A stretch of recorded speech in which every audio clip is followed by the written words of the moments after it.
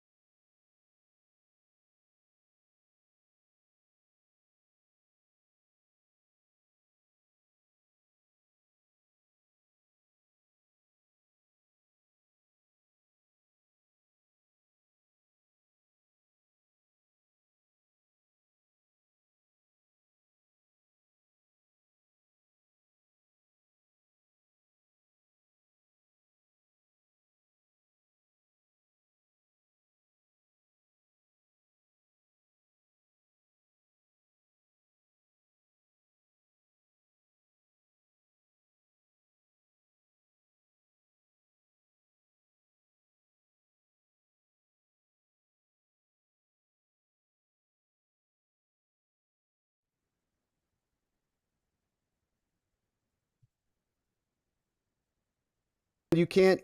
Hello, my beautiful friends. What an amazing day it is. Now, hopefully, you can hear me. I hope that your week has been just outstanding so far. Thank you for joining us today. As you can see, we've got a very special guest today, Garrett Ziegler, Marco Polo, USA. He's been on the show a couple times before, and there is so much to talk about today. We've got updates and checking the tech here. We got updates on a bunch of things. So we want to, first and foremost, remind ourselves who Garrett is. And so Garrett Ziegler has been here a couple times before. We know Garrett as the purveyor, the author of this report that has been back here on our shelves for, I don't know, years now. And we've encouraged you to Two get years. it. Yeah. Yeah, we've encouraged you to get it. I'm gonna It's, be I'm gonna be even more stern than Robert. If you don't have this after today's interview, you're asleep. You have to get this book. It's the only place on the web where you can see the actual source material. So not me describing the crimes that Hunter did, but you witnessing the crimes that Hunter did, which is very important for people who like this program because you guys are obsessed with primary source documents, which is how I discovered Robert and became a subscriber and just an admirer from afar. So if you have a love of source documents, that's part of what I'm going to show you today, and I'm going to demo live our relaunched email site. yeah. And so give us some background on how this came to fruition. So, I mean, the report, right? The report, this is like the new launch is even more than the report. So in May, the first thing that our nonprofit did, and we've been around now for exactly 4 years, we launched July 7th of 21.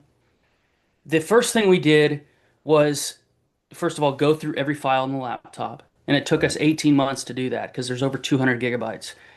Our first big public release was of all of the emails, which was in May of 2022, over 3 years ago, which Right. got millions and millions of hits because it was the only place on the web. Think of WikiLeaks for the Biden laptop.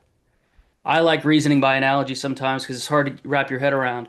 We were the smaller Americanized version of WikiLeaks. Now, We didn't face the persecution that Julian Assange did, although we did face persecution, just not at that scale.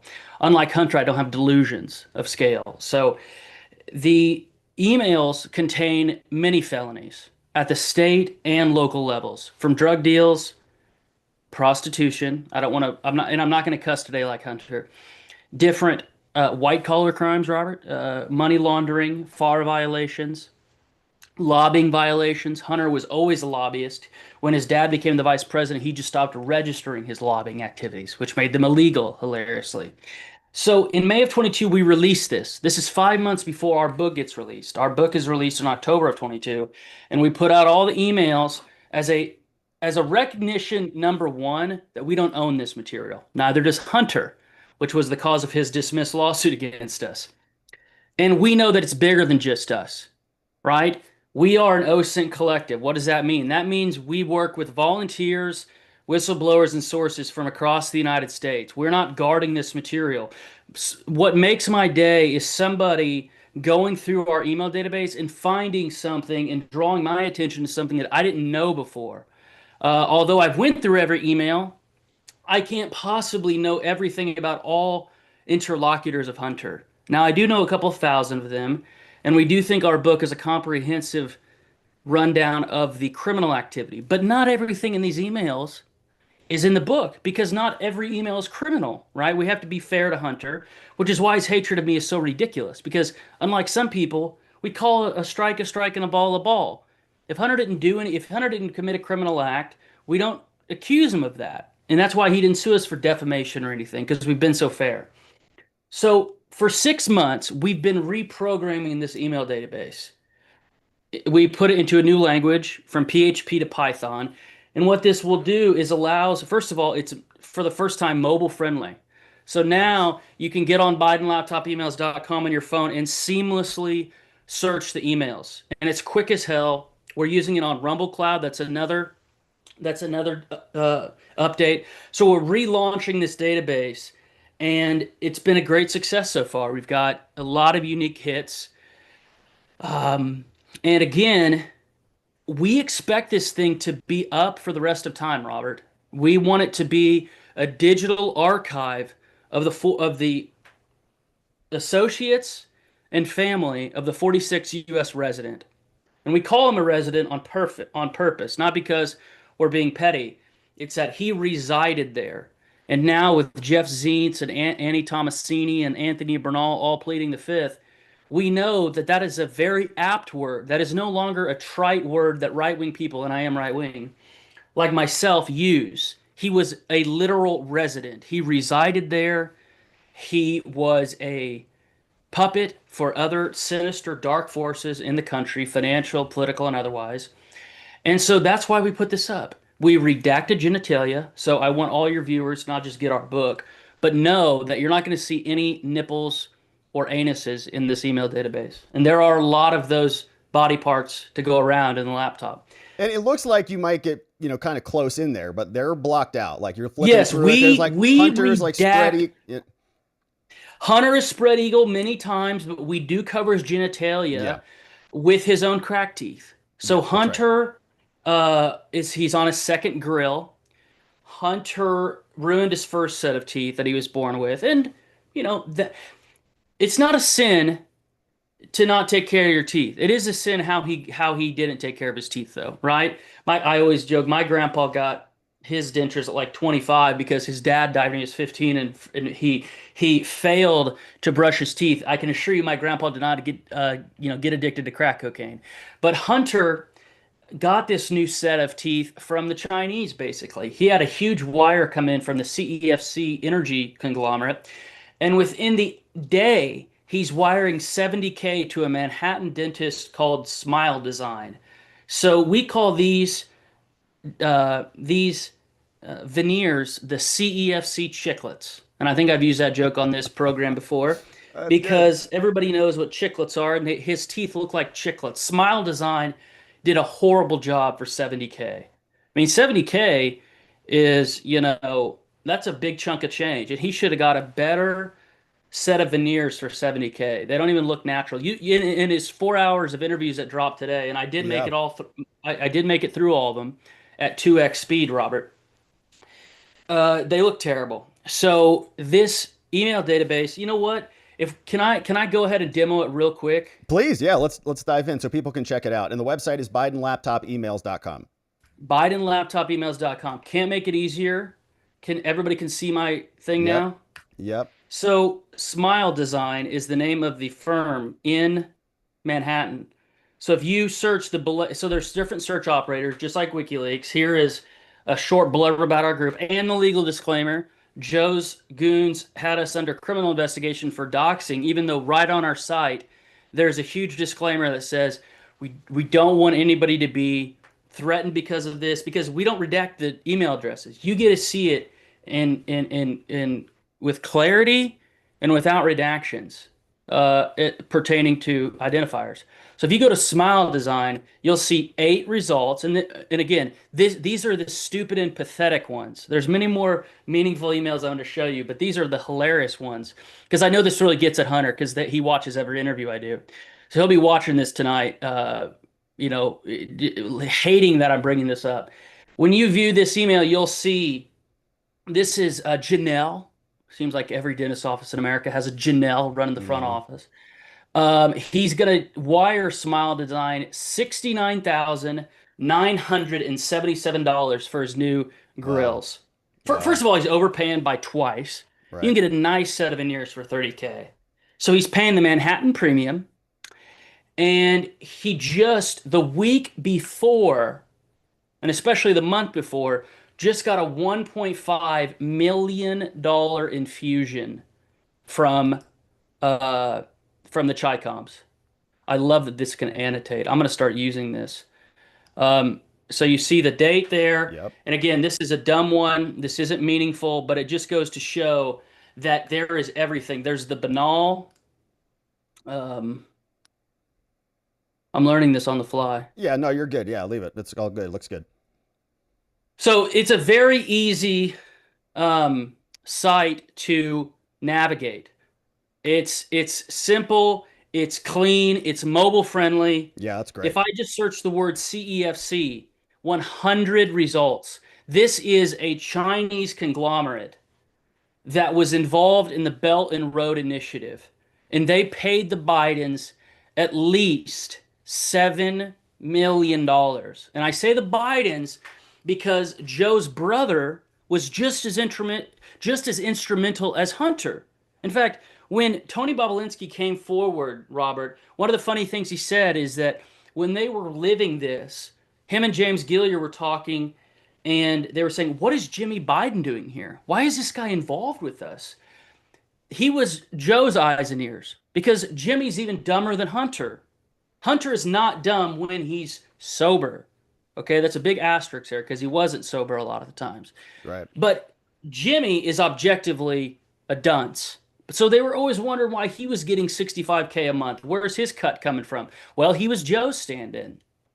So all of these emails from Oman, these are primary source documents. When I was driving today, knowing that I was going to be on your program, I tried to think of a good analogy for people. And what came to mind is, in World War II, when they had these things called the Japanese code breakers. Yeah. Well, think of, I'm not as important or smart as those people, right? They're American heroes. But one thing that is similar is, think of this Biden laptop as a way for us to decode the swamp. That's what it is essentially. We have Yeah. these primary source documents that other news outlets would salivate over 1/1000th of these. We have 128,000 of these emails. Let's just posit that 28,000 are not material. They are receipts, newsletters, and everything else. That still leaves 100,000 primary source emails from the former First Family. And this is the email that everybody talks about. This is, I'll circle it right here. You see this? 10 Yep. held by H for the big guy. This is the email, May 13th, 2017. I've memorized the date. That is a English spook named James Gilliar. communicating with Tony Bobulinski. And to show you how authentic this was, we not only got this from Hunter's abandoned device, but guess what? Any honest reporter would see at a metadata level, meaning if you open up the email and open it up as an HTML file, Yeah. that Tony has the exact same email, right? So from a digital forensics person, what you want in terms of being able to nail down something with such authenticity that you could introduce it in a criminal trial, which is our standard. On some of the crimes, we use there's three standards. You're a defense attorney, so you know this better than me, but I'll just, for the audience, there is preponderance of the evidence, right? The lowest one. That's what E. Jean Carroll was under, right? With the liberal jury. There is clear and convincing evidence, and then there's beyond a reasonable doubt. The reason why Karen Reed and so many other people walk is because that is a righteously high standard. Right. We don't want to deprive or kill anybody in this country if there's a reasonable doubt that they didn't do it.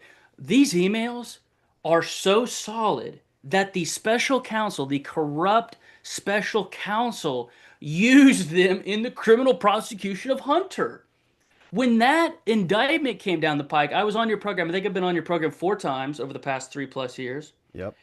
And we were going through the exhibits that were on Weiss's proposed exhibit list before he entered them.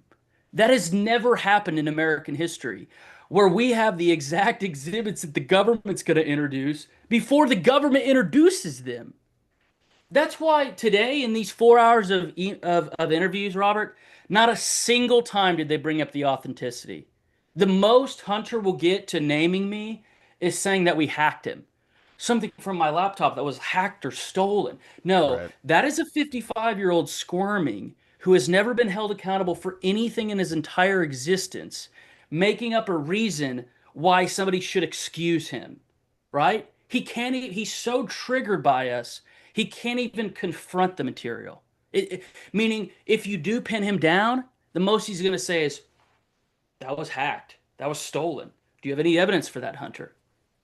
It was stolen. It was stolen from me, right?" I mean, this is a 21-year-old in the hot seat. He has the mind of a 21-year-old, and he lies like a 21-year-old, right? He is somebody who was raised by a terrible father. That's one thing that even Chuck Todd, sleepy eyes Chuck Todd, as much as I loathe him, he admitted that last week. He said, after going through the trial transcripts, and remember, his wife came up to me and spit in my face and called me a Nazi last year I at this remember time. that. Insane. Hunter's Even wife, right? Chuck Todd, these are my words, not yours. Chuck Todd is a pissant who I wouldn't urinate on if he were on fire. Okay, that's how much I loathe this guy. Even he admits that after reading the trial transcripts from Hunter Biden's gun trial, that Joe Biden is an absolute abysmal father. Absolute garbage. Remember what he called all of us? No, he is the garbage. Because look, both of his kids, if it's just one, you can say, oh, that's the black sheep. Everybody's got one of those in their family. No, no, no, no. Both of his surviving kids are complete train wrecks. Complete. Ashley hasn't had a real job in like years, dude. They don't even work. Hunter's $18 million in debt, and he's doing 3-hour interviews I saw at that. a cottage. He doesn't do anything all day. He just does his doodles. That is because of things like this. We've so exposed him that nobody wants to touch him at a business level, even though they could. The most they'll do is buy his art, and that has dried up since his dad has left office. So I wanted to demo this because everything in our book is primary source documents, meaning when we say that Hunter violated Maryland Code Section 3809, which is prostitution or non-consensual pornography, we literally post the screenshot with the day, the venue, who was involved, and the statute code. And what is this? This is nothing but a screenshot from the email database. So if you get this book, and it's at bidenreport.com, e-readers for free, although you should pick up multiple physical copies. 21,000 sold, Robert, through That's zero amazing. institutional channels. We don't even get the New York Times. We can't get on the New York Times list. Even Schweizer can get on the New York Times list. Nobody will publish this because it's so raw. So let me ask you, where does this fit into kind of the bigger picture of Oh, the the Biden crime family, and how are you guys, how can this be leveraged to get accountability? I know we know Hunter Biden got pardoned. We know we're talking about auto pen stuff. I mean, from my perspective, this is incredible because we try to do a lot of that here is to correlate the evidence, right? And try to like index one set of facts and then match it with another set of facts so that we can parse the truth from it, because everybody's trying to hide stuff. And like Hunter's laptop is only one side of the story, but it does open up it starts to crack the facade on the whole crime family. And then you get yes. this in here, you start to get other emails. Like we just got this big drop from Tulsi on, like the CIA emails and all that stuff. And then you start to really see what's going on. So what do you guys, what's your kind of vision for how this can be deployed in today's political environment? The vision for this project, this Biden laptop emails project, one of the reasons why we really wanted to get it out last week is we are so displeased with the DOJ's 2-page press release about the case files in the Epstein case. Meaning, it could be hard under current statute of limitations and venues to bring a new case. So this is our way of bringing transparency. We're not the government. All we can do is say, at this point in time, the government, for whatever reason, is not opening up the case file.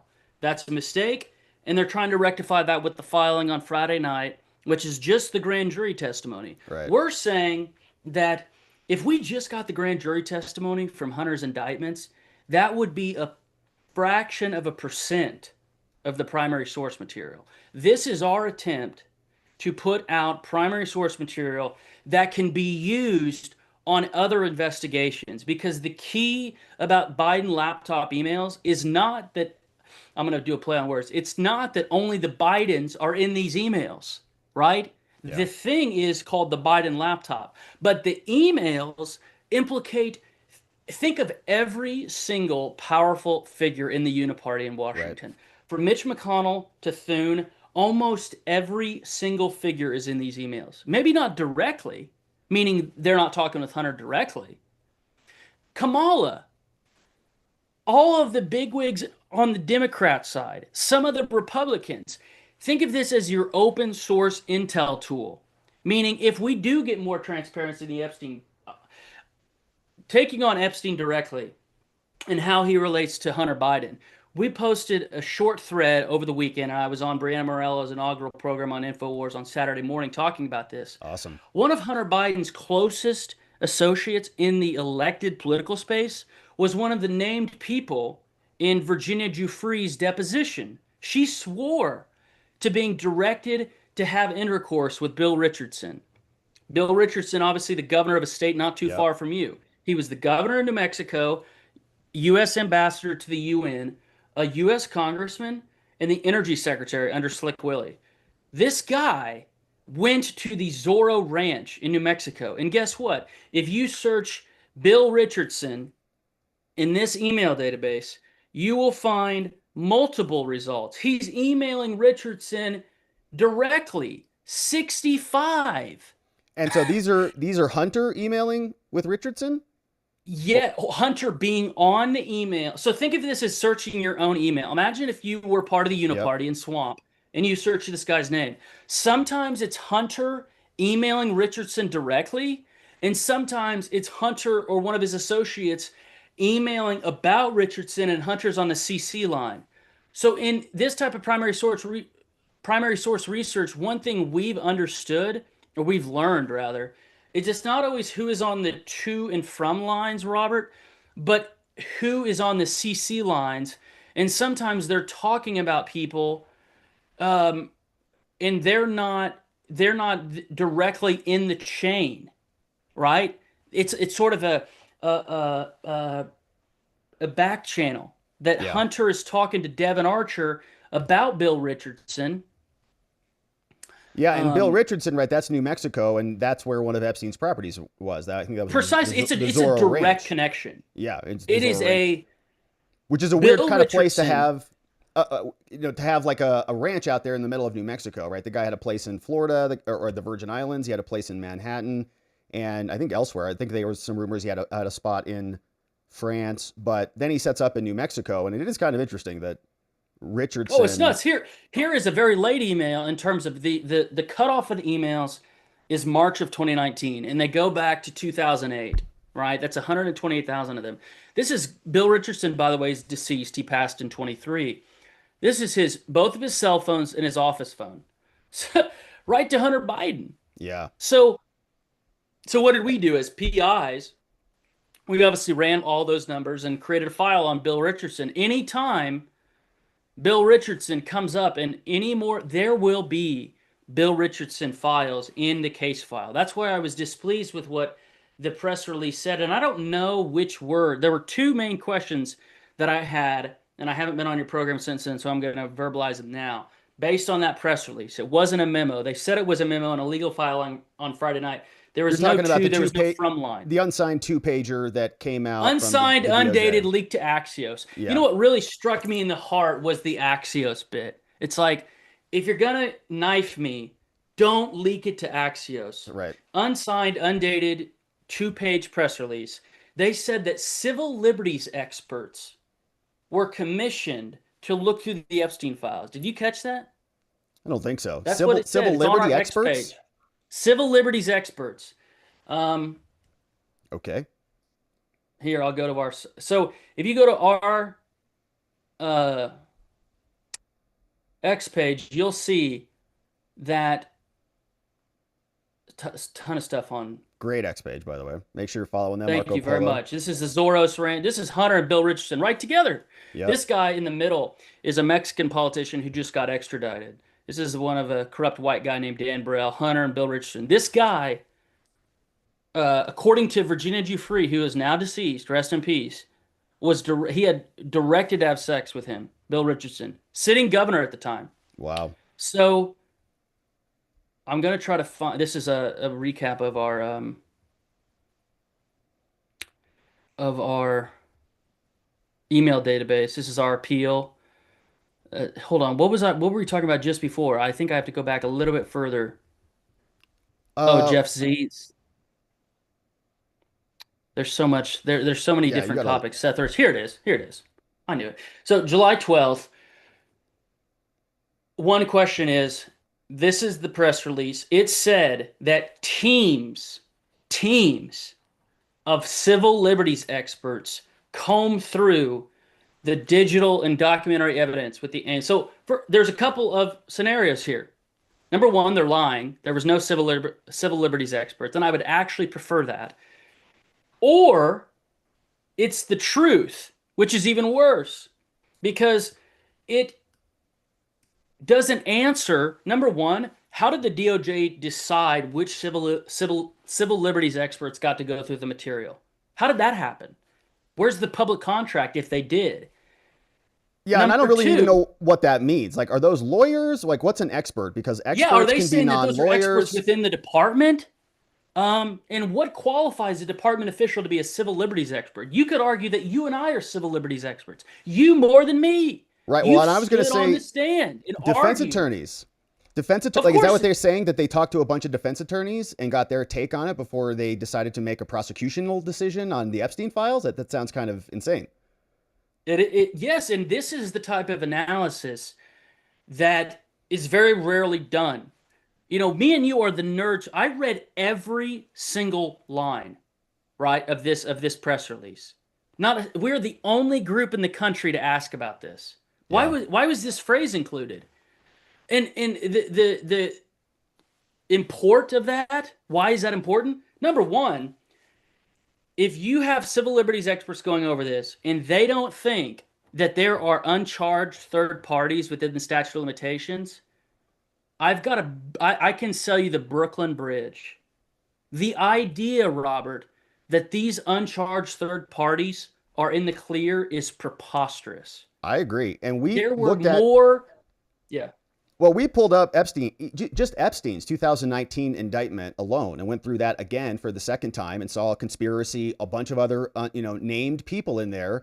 And that's not like ancient history. That was the 2019 new indictment that is just several years old, right? And so where did all of that go if Pam Bondi comes in and suddenly comes to the opposite conclusion of the sitting U.S. attorney at the time, Jeffrey Berman, who also got, basically fired and released after the whole kerfuffle with Bill Barr. So there's a lot of questions about it. Yes, and I want to draw your viewers' attention to the last sentence of the first paragraph. I just told you that the Biden laptop was 200 gigabytes, right? And about 120 of that is homemade pornography. Which, what did we do? Did we watch every second? Of course not. We're not creeps. All we did was scrub through it. And what we tried to find was the pictures of the faces of the women to be able to do facial rec, to figure out who they were, to see if they were of age. This press release says there's 300 gigabytes of data. Yeah. There is no, it took us 15 months to go through it all. There is no way, even with teams of people, Robert, that they did that in 5 months. It's not that, meaning by did that, I'll define it very clearly. They may have gone through and looked at all 300 gigabytes. There is no way they can follow every single lead. That island was wired. How can they go through the security footage of everything at the island and run facial recognition analysis on every single person? Speaking of wired, no pun intended, one thing that hasn't gotten enough attention since this two-page fiasco of a press release is that the outlet called Wired, that was founded in the 70s or whatever, it's very popular in Silicon Valley, went left-wing a long time ago. They apparently bought on the open data market the cell analysis for the cell pinging. They are sitting on a trove and they still won't de-anonymize the data. If the left wing were smart, and some of them are, but they're trying to find anything with Trump. That's why they're not releasing it, by the way, because they can't find anything connected to Trump. That's the left wing's only interest in this story. They weren't interested in it for the entirety of Biden's 4 years, right? They had 4 years under his control. They only started talking about it when they thought they could tie in Trump to it. And the Trump base, of which I obviously am a loyal member, we care about it for different reasons. I care about it because of potential compromise of public officials. That's my angle, right? That's why I care about it. Yep. They could not go through all that 300 gigabytes in 5 months, Robert. You can't do it. You cannot go through every single, meaning what would that require? Every single person who you can facially recognize based on software on that island gets a visit from the feds. You follow every single lead. You would go to their house. You would say, okay, you can have an attorney, whatever. That's your right to do an interview with an attorney. You would say, how did you meet him? Show me all, can you produce for me all your flight records, right? Because some of these people were going on private planes to the Virgin Islands, and so they're not going to be found on commercial flight logs. Right. They cannot run down every single lead. So why is this email site unprecedented and cool? It's because the public, which has righteous indignation about this, can find no other place besides WikiLeaks where you can go see the unredacted emails. There is no other place. That's why I'm so proud of the work we've done. I didn't create the email database. I had the vision for it, but I'm not a programmer. I'm so grateful to Jeff and everybody on our team that has done this. We don't get the press that WikiLeaks does because they branded us right-wing people. But we talk about everybody. Epstein is a compromising machine. That's why I care about it. It's not the Trump angle. Trump, this is my unsolicited opinion. He didn't ask me about this, but I'll offer it. Trump is looking at this as an all left-wing smear, right? They're only interested in it because of his friendship over 20 years ago, which was done away with by the time he got charged by the West Palm Beach PD. Yep. He needs to recognize, and I think he does considering the tweets of Don Jr. over the last 96 hours, that the base is not interested in it for that reason. They're not. They're interested because we don't want compromised public officials. Because compromised public officials, they are constricted even if they wanted to do the right thing, Robert. Even if you wanted to do the right thing, if you're blackmailed, you have to make a choice, and most people won't make the right choice. So thank you for bringing up the press release, because that really ticked me off, and they've offered no explanation. I've sent this directly to Todd Blanche. directly to his personal email, cell phone number, everything. Who Yeah. were the civil liberties experts? I can guarantee you that there are very few teams on the American right that could do a better job than us. The first thing I'd do is I'd run Clearview on every single face on the home security footage. You and I have home security footage. If our place, if we're living in an alternate reality, and Robert and I had a sex den, what's the first thing you do if you were police investigating that? You'd run to see who went to and from the den. Right. So I the the case file is what we seek. We don't just seek the grand jury testimony. And remember, Todd Blanche himself, because he's barred in New York, interestingly made the appearance on Friday for the United States. You know that hardly ever happens. You know I saw that. that. Yeah. But In very both few cases. times does the sitting DAG enter an appearance on behalf of the United States. So I'm heartened by that. I'm glad he did that. But we need more. And this is an easy win for the Trump admin, is what I'm trying to say. Meaning, Yeah. they have to ask a judge, because I actually believe in the separation of powers, unlike our enemies. The judge has the authority to unseal the grand jury. Guess what the judge doesn't have authority over? The case file. And Right. why were here's another connection between the Bidens in this case, Robert. You know how incredible the IRS whistleblowers were, principally Gary Shapley? One Shout of the out. reasons why what he did was so incredible and why Jason Smith was my hero of the 118th Congress. And God loved Comer and all those folks, but you know what? You know what Jason Smith did? He held hearings and voted on the release of the documents. It was epic. There were Yeah. over 150 PDFs on the Ways and Means website. My heart was singing. Why doesn't the DOJ do that? Open up the case file. We're not asking for faces. We don't want faces of 14-year-old girls, right? Open up the case file, redact social security numbers, redact faces.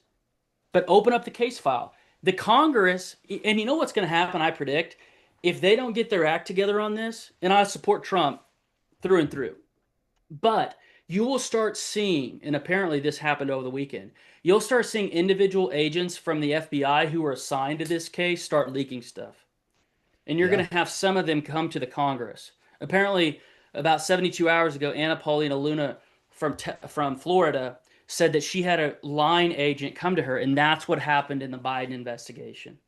Two line agents, Shapley, they were higher up, but Shapley and Ziegler, Shapley first, Ziegler second, came forward, and then those documents were voted out of committee and put on our website. It was epic. And I've, What? of course, being the nerd I am, Robert, archive.org, every single one of those, 125 URLs, just archiving the hell out of it, because Hunter can't do anything about it. Yeah. Now it's on the internet. Internet's written in ink. They need to do that with the Epstein case files. And it makes me so mad that Cash, when he was interviewing with Glenn Beck and all these other people with millions and huge platforms, are not doing what they said they were going to do. Release the redacted case file. Why not? He's Yeah. dead, man. And there was even the grand jury requests are great. We appreciate that. They're in both cases, the Ghislaine Maxwell case and the Yes. Jeffrey Epstein case, but both of those are the newer cases, and there was no grand jury that even was convened as far as I know, or there was no indictment officially for his first set of circumstances. And we were reading There was a plea, right? Or a NPA, non-prosecution agreement. Yeah, right. There was a deal before it even got, I think, submitted to a grand jury, and they were contemplating like a 60-count indictment. His lawyers were all over it. We read an article that they were also threatening or like tailing and harassing FBI agents. That was it. I watched your video like a hawk on that. It was a great piece you did. And that's one of the most insane. And look for that West Palm Beach officer and the Yep. FBI agents who were tailed to be some of the whistleblowers coming forward. Because if I Right, had Epstein's goons sitting outside my house scaring my wife, you sure as hell know that I would go to the Congress and give them the entire case file. Yeah, one of my concerns about this memo that we're looking at was that it was going to basically be exonerative, kind of come out, and anybody who's questionable could then hold it up and say, well, look, they did an investigation and they haven't found anything on me, and so stop looking into me because the DOJ just cleared me. And we were trying to contemplate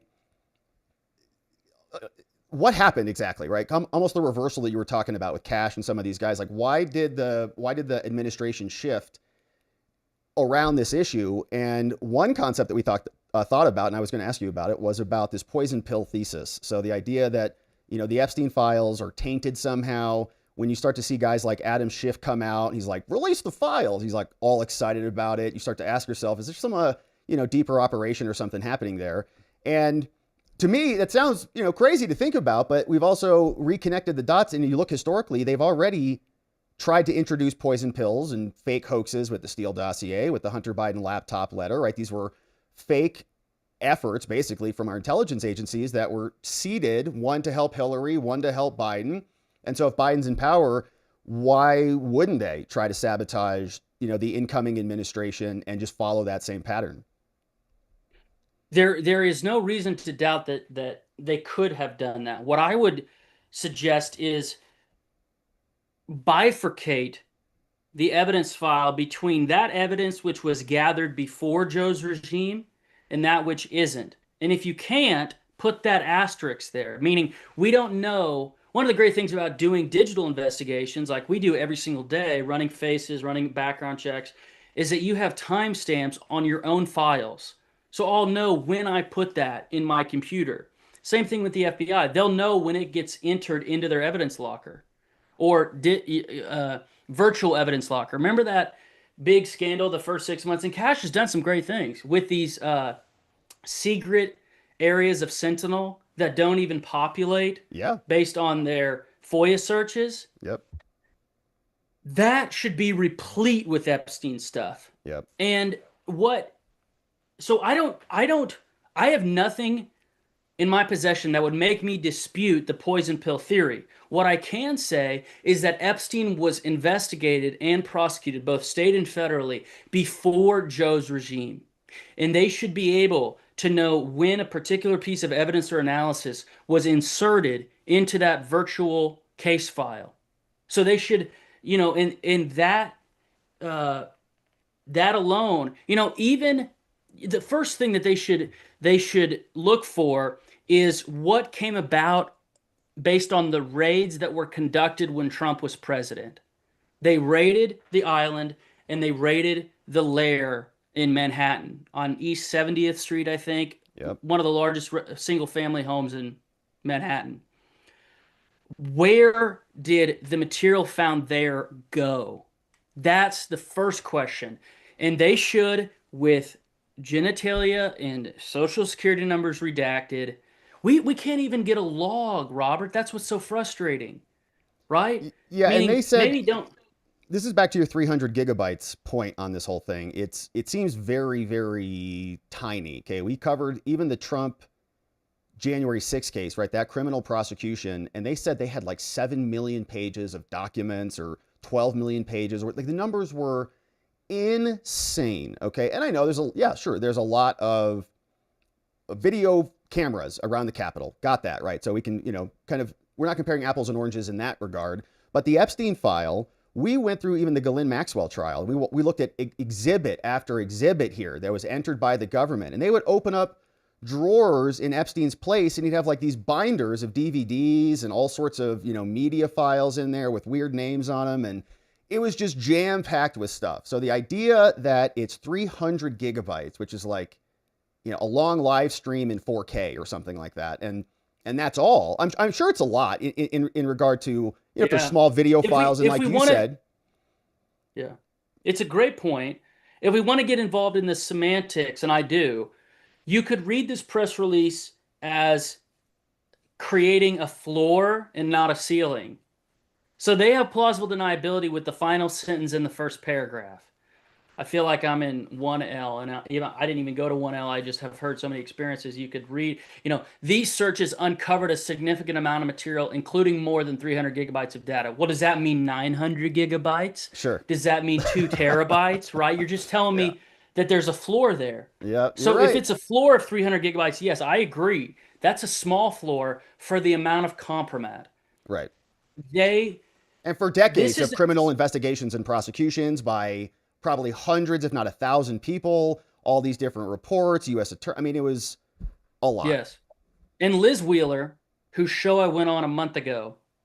And Liz Wheeler, of the people who were trotted out with the binders, which, in my opinion, when we look back at 2025, it will be one of the dumbest moments of 2025.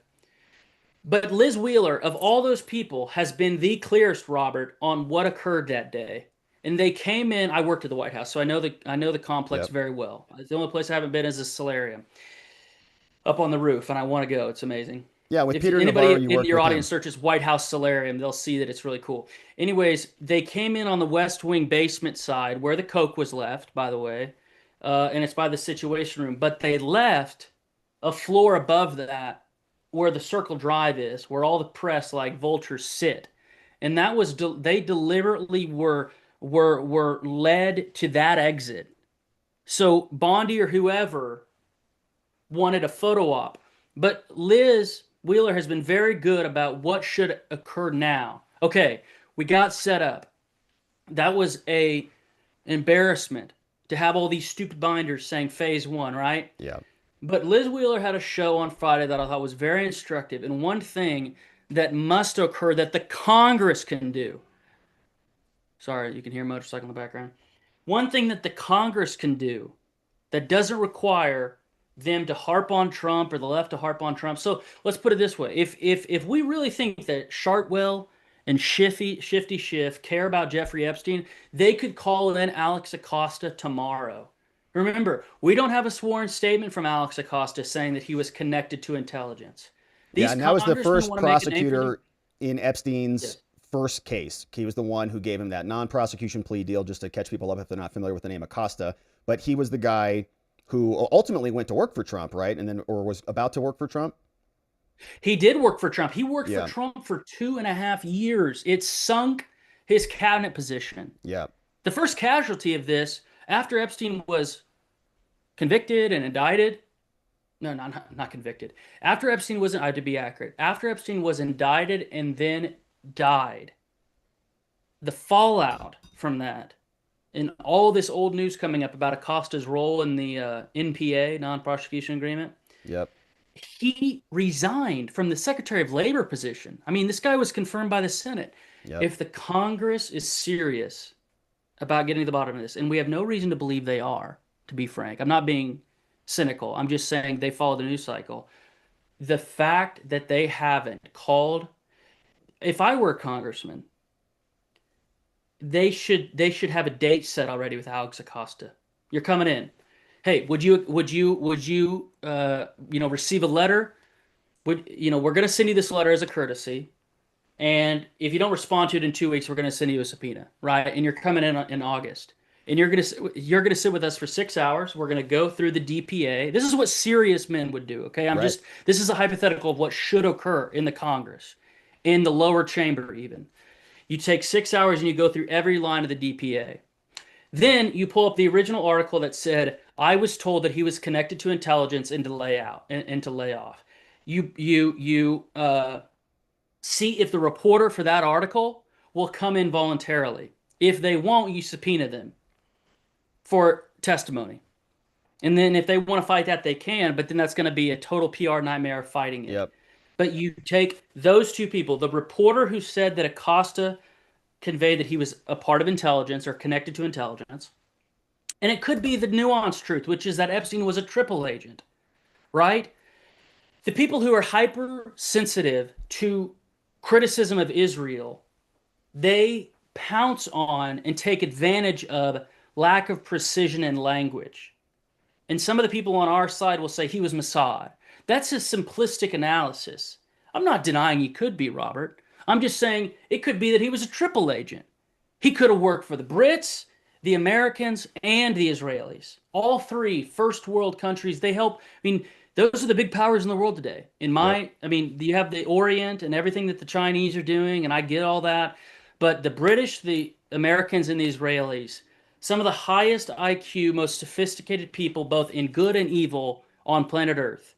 Epstein could have been related to all three of their services. And you ask Acosta, who spoke with you? on your, because I eat up every single video you put out. I'm subscribed to your YouTube channel, Thanks, brother. and I say this to my wife. I don't blow smoke up anybody's back end, right? So I would say this to you if you weren't even in the room. You had a great piece on, all of the backstory on the DPA and all of the chicanery that went into it, and Ghislaine Maxwell's SCOTUS petition about whether it granted immunity to co-conspirators who weren't named on the document. I don't think Ghislaine's going to get cert on that in SCOTUS, but she applied for cert, Yep. saying that she was covered under the co-conspirator clause. I think if she were named, she would have it, but I don't think she's going to get it. But there is so much to unpack there. And instead of just guessing what Acosta is going to say, I know I'm getting animated and moving around, but I'm so passionate about this. Yeah. Instead of just, talking about it, the Congress has the power to compel testimony. Get Alex Acosta in there. He'll tell you that Trump kicked him out of Mar-a-Lago. That's all been litigated. Vicky Ward, somebody I'm not particularly a fan of, but nevertheless, she wrote this piece in 2003 in Vanity Fair called "The Talented Mr. Epstein." And I think Mr. Epstein was talented in one respect, which is gathering compromat. He was a talented compromat gatherer. But there's this 2003 piece by Vicky Ward in Vanity Fair. She's a liberal, what my friends and I would call a shit lib, but she's not a leftist. And you can go read this piece in Vanity Fair and get a good background on this guy. Here's a asterisk for your audience. For over 2 years, Marco Polo, and we've offered $2,000 for this yearbook. For over 2 years, my research group has pursued the senior yearbook for Jeffrey Epstein from Lafayette High School in Brooklyn, which no longer exists. It got shut down. We can't find a single copy of a senior yearbook. Not a single one, Robert. Wow. We found one for Mark, his brother. Mark is a year younger in grade-wise. And we found Mark's senior picture, and that's on my Telegram channel. He had the 60s hairdo. It was atrocious. It's like curly hair. But to this day, there is no person who he went to school with that will sell us his yearbook. And I went to Brooklyn Public Library, man. I got off at LaGuardia and spent a whole day there, and even, put my schedule around to fly out of JFK later. And it's not at the public libraries. So this is a call to your hundreds of thousands of subscribers. This is if people want to get involved and they want to know how they can help the cause for simple transparency, a task. We're not even talking about criminal stuff. Just find the guy's damn yearbook. If you give me 20 seconds, I can find you. Here it is. We broke a story in 2023 on David Weiss. David Weiss being the limited hangout artist who prosecuted Hunter Biden and who was one of the great disappointments in the history of the U.S. Attorney's Office in Delaware. I would argue he was the worst one. We broke this story in the Daily Mail, and it went viral, that David Weiss's father, Meyer Weiss, Meyer, if you look it up, Meyer Weiss tax fraud, you'll find that David Weiss's father took over $200,000 in bribes in the 1980s when he worked for the IRS. This guy's a total crook. Wow. From rich businessmen, and he spent years in the clink. We couldn't find a photo of Meyer. So this is the 1949 University of Pennsylvania yearbook that I bought off eBay for $179,000 or for $179 because that's the only way where I could find a picture of him, man. So we're essentially digital archaeologists, and there is a picture of Meyer Weiss in here. I just want to show it real quick. He's not ugly. He was clean cut. He became an IRS agent and then took over $200K in bribes. Right? It's a sad story. There he is, Meyer Weiss, Wharton School, Philadelphia.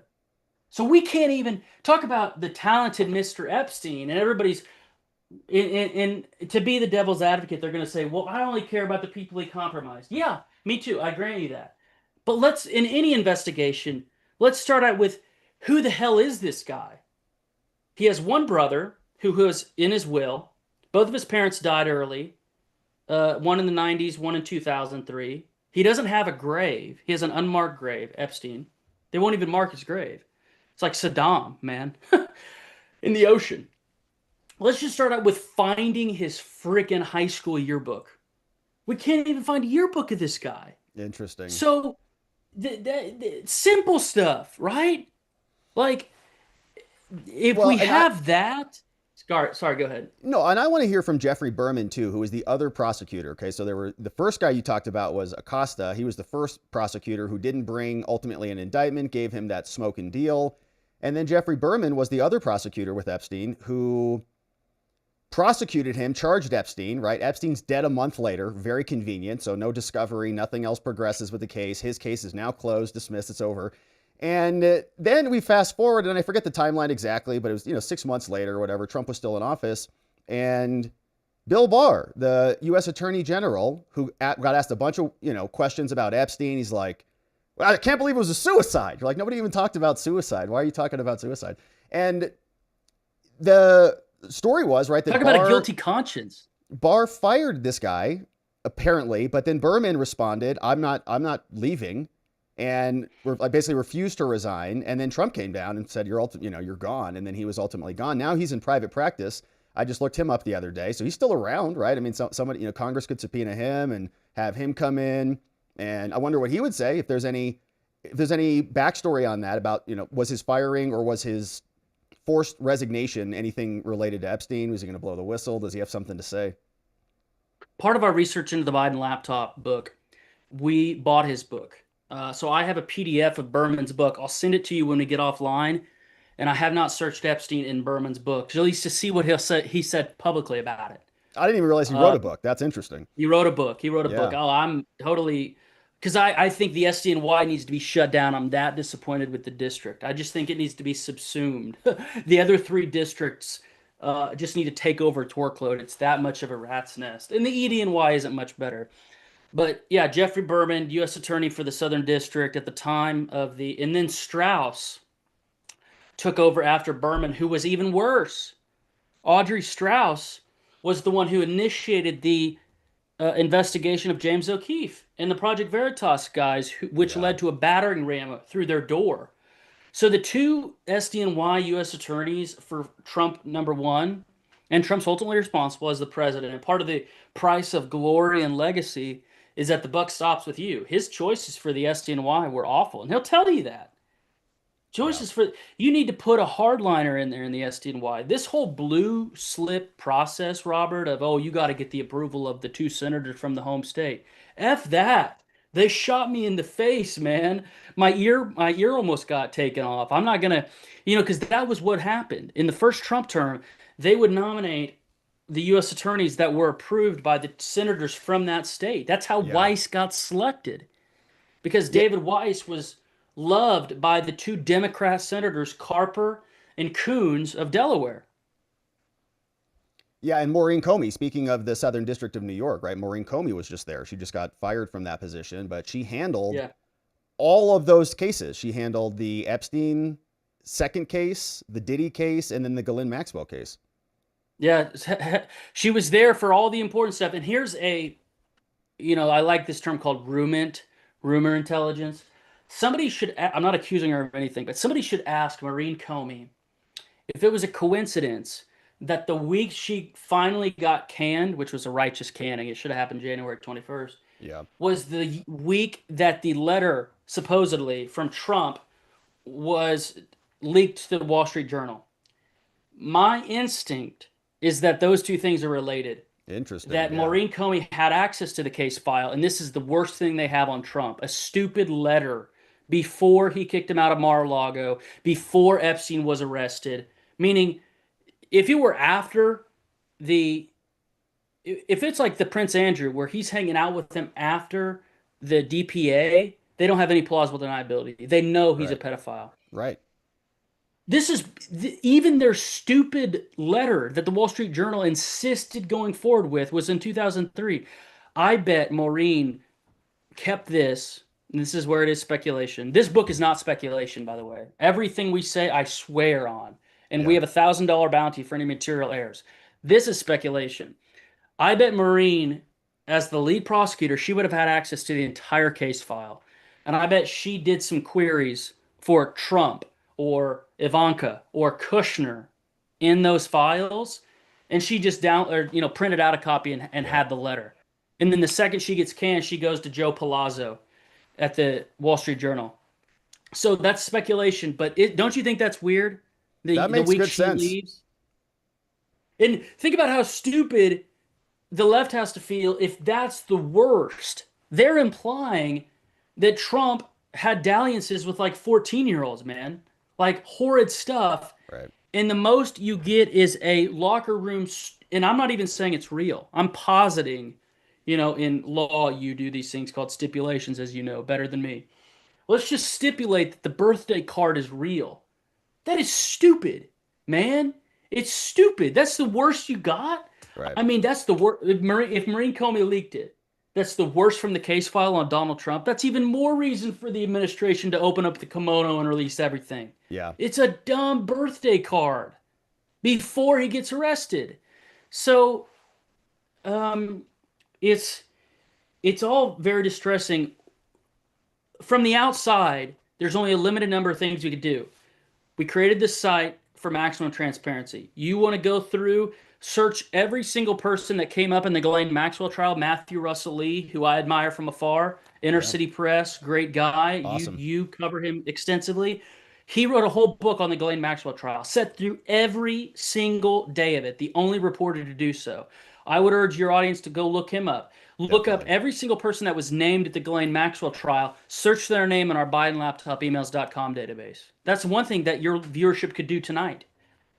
The other thing is demand more than just the grand jury testimony unsealing. Demand that the case file be opened with particular redactions for the face and genitals of all victims. We don't want to see that. Right. And the most dishonest people are even some people on the right saying that the Trump administration can't release the case file, and you're just perverts because you want to see. There are actually people who call us perverts because we want to see the case file. We don't want any sex tapes to be released, right? That's not what we're about. We want the uncharged people to be indicted. And it was a conspiracy. You talk about statute of limitations, and these conversations make my hair stand up because I love them. I love a good intellectual back and forth over, what was the last overt act in the conspiracy. That's good argumentation. It's what we have at Marco Polo every day. You can create a very good argument based on the convicted Ghislaine Maxwell case that the conspiracy started in the 90s and ran up all the way through 2018. What does that mean? That means everybody who had sex with an underage person or a above age person who was sex trafficked, because both can occur, should be charged. There is no statute of limitations for the Epstein Island because it was a part of a conspiracy. Donald Trump said this when he was running in 2016. He said that island is a cesspool. Just ask Prince Andrew. Have you seen this tape? I don't think I've seen that one. Can you search it? Yeah, I'll pull it up while you're talking. Oh, here we go. You want to real quick? See, Trump said that you're about on my Prince Andrew. subscriptions. You're on my subscriptions, man. Man, I appreciate it. Thank you for that. You can see all my Larry Froman, Court TV. I'm a total nerd. I live this stuff. Those are good. Those are good Cesspool shout outs. Island, Epstein. Let's see. Here it is. 15. Can you hear this? No. You might have to reshare with audio or something, kind of unshare Real and then quick. reshare with audio. And yeah, and let's do that because I also wanted to get your take. Hunter Biden's crashing out today on these interviews, and I don't know how much more time you have, but want to get your thoughts on I want to to those as long interviews. as here, I'll do it. It'll take me 2 seconds. Okay, I got it. This just came out from the Daily Caller. The cesspool. There's no question about it. Just ask Prince Andrew. He'll Wow. tell you about it. The island was an absolute cesspool. I love that because it's so true. It was Yep. a great statement. Trump should be proud of making that statement. Yeah. So This was in 2015. The island, as we know, was a complete cesspool. He invokes the Duke of York, who has been stripped of his titles, who had the worst, and I'll say this, the worst televised interview in the history of that medium It was with the bad. BBC. It was, I've seen Hunter Biden interviews, okay? Yeah, That his was were bad too. the That's most saying something. uncomfortable. You can tell he's a sociopath. He was lying about dumb shit in that interview. Not even important stuff. He Yeah. was making up that he was at a pizza parlor. When has Prince Andrew ever held a birthday party for his daughters at a pizza joint in a middle class area outside of London? He would be caught dead there. So Prince Andrew was invoked in that 2015 interview, and it was a cesspool. You pull on that string, and you have a conspiracy case. And 18 USC 371 cases are always difficult because it's always, for a good reason, tough to get a jury to believe there's no that beyond a reasonable doubt there was an overt act, right? But guess what? You'll have flight logs, you'll have the place was wired because it was all about compromat. That should be enough for a jury to say this was an overt act. There was an overt conspiracy going on to ship people to the island. It was a bacchanalia. You study ancient Greece, you know this, Robert. There was a festival called of Bacchus, which was a time of wine, drunkenness, revelry, and orgies. You can go look this up, bacchanalias. The Epstein Virgin Islands was a bacchanalia. And that is the definition of a conspiracy. What does this mean? That means everybody implicated by this two-page BS, unsighted, undated press release. The idea that there is no third party who's uncharged is preposterous. Yeah. Because he needed more than Ghislaine to be a headhunter. Ghislaine, by the end, I got a degree in economics, and a lot of economics is studying the division of labor. By the end, Ghislaine was the lady of the house, pun intended, because her dad's yacht that he died on was called Lady Ghislaine. But she was the lady of the house. And the lady of the house doesn't do the headhunting. The lady of the house directs the butlers and the servants, okay? That's what they do. They don't go out on the street to get the women, to get the 16-year-olds, to give him the digital stimulation massages that he so loved. I know it's perverted, but we have to live in reality. Yep. There were other people for that. Who are those other people? The Palm Beach police will know. They'll have it in their files. Yep. Some 16-year-old talked to the Palm Beach police, and they say, okay, tell me what happened. Well, and I've read all this, some of these with redactions. They'll say, well, I left school one day. I was 16. I was post-pubescent. There is some evidence that Epstein wasn't so much into prepubescent girls. It was mostly illegal post-pubescent girls, mostly. They say they'd leave high school. They were approached by somebody. Do you want to earn some extra money? You give this guy massages. That is what the victims have said in sworn statements to law enforcement. That person on the side of the road has a name. They have an address. They'll have a social security number. And some of them won't be Ghislaine Noel Maxwell. Right. Who are those people? That's what I would take. That's what I would ask Todd Blanche. So I'll stop sharing my screen. Maybe we can go over the Hunter interviews. But Todd Blanche can sit on the other side of a table and answer those questions for me. That's how they can repair this PR fiasco. It would be good to get some answers to those questions. I think we'll see what the grand jury transcripts have, if those even get released. I have my doubts about whether they'll get released. I think it'll be interesting to see what Ghislaine does, because they filed it. Who's the judge, right, is Berman. The judge also is named Berman. Same surname right? as the... For the Ghislaine case. So I'm wondering if like Ghislaine will object, or if there'll be anybody who objects in that case, because it's still active and on appeal. And then we'll see what the judge does with the Epstein stuff. But even Pam Bondi and the memo... This is going to bug me that I don't know this. Well, even their memo, I think, sounded like their basis for it was just strong public interest. They just wanted to get information to a public who was demanding it. And I don't know if the judge is going to say that's a justifiable cause with their discretion. I'm not... This is the judge in the Epstein case who was asked on Friday whether he would unseal the material. That judge's initials are RMB, and I am embarrassingly blanking 19-CR490. The docket is We're talking about the Epstein case. Richard Berman. That's right. Richard M. Berman, Yeah. SDNY. Same last name, probably no relation to the U.S. Attorney in the Southern District, Jeffrey Yeah, that's Berman. interesting. Yeah.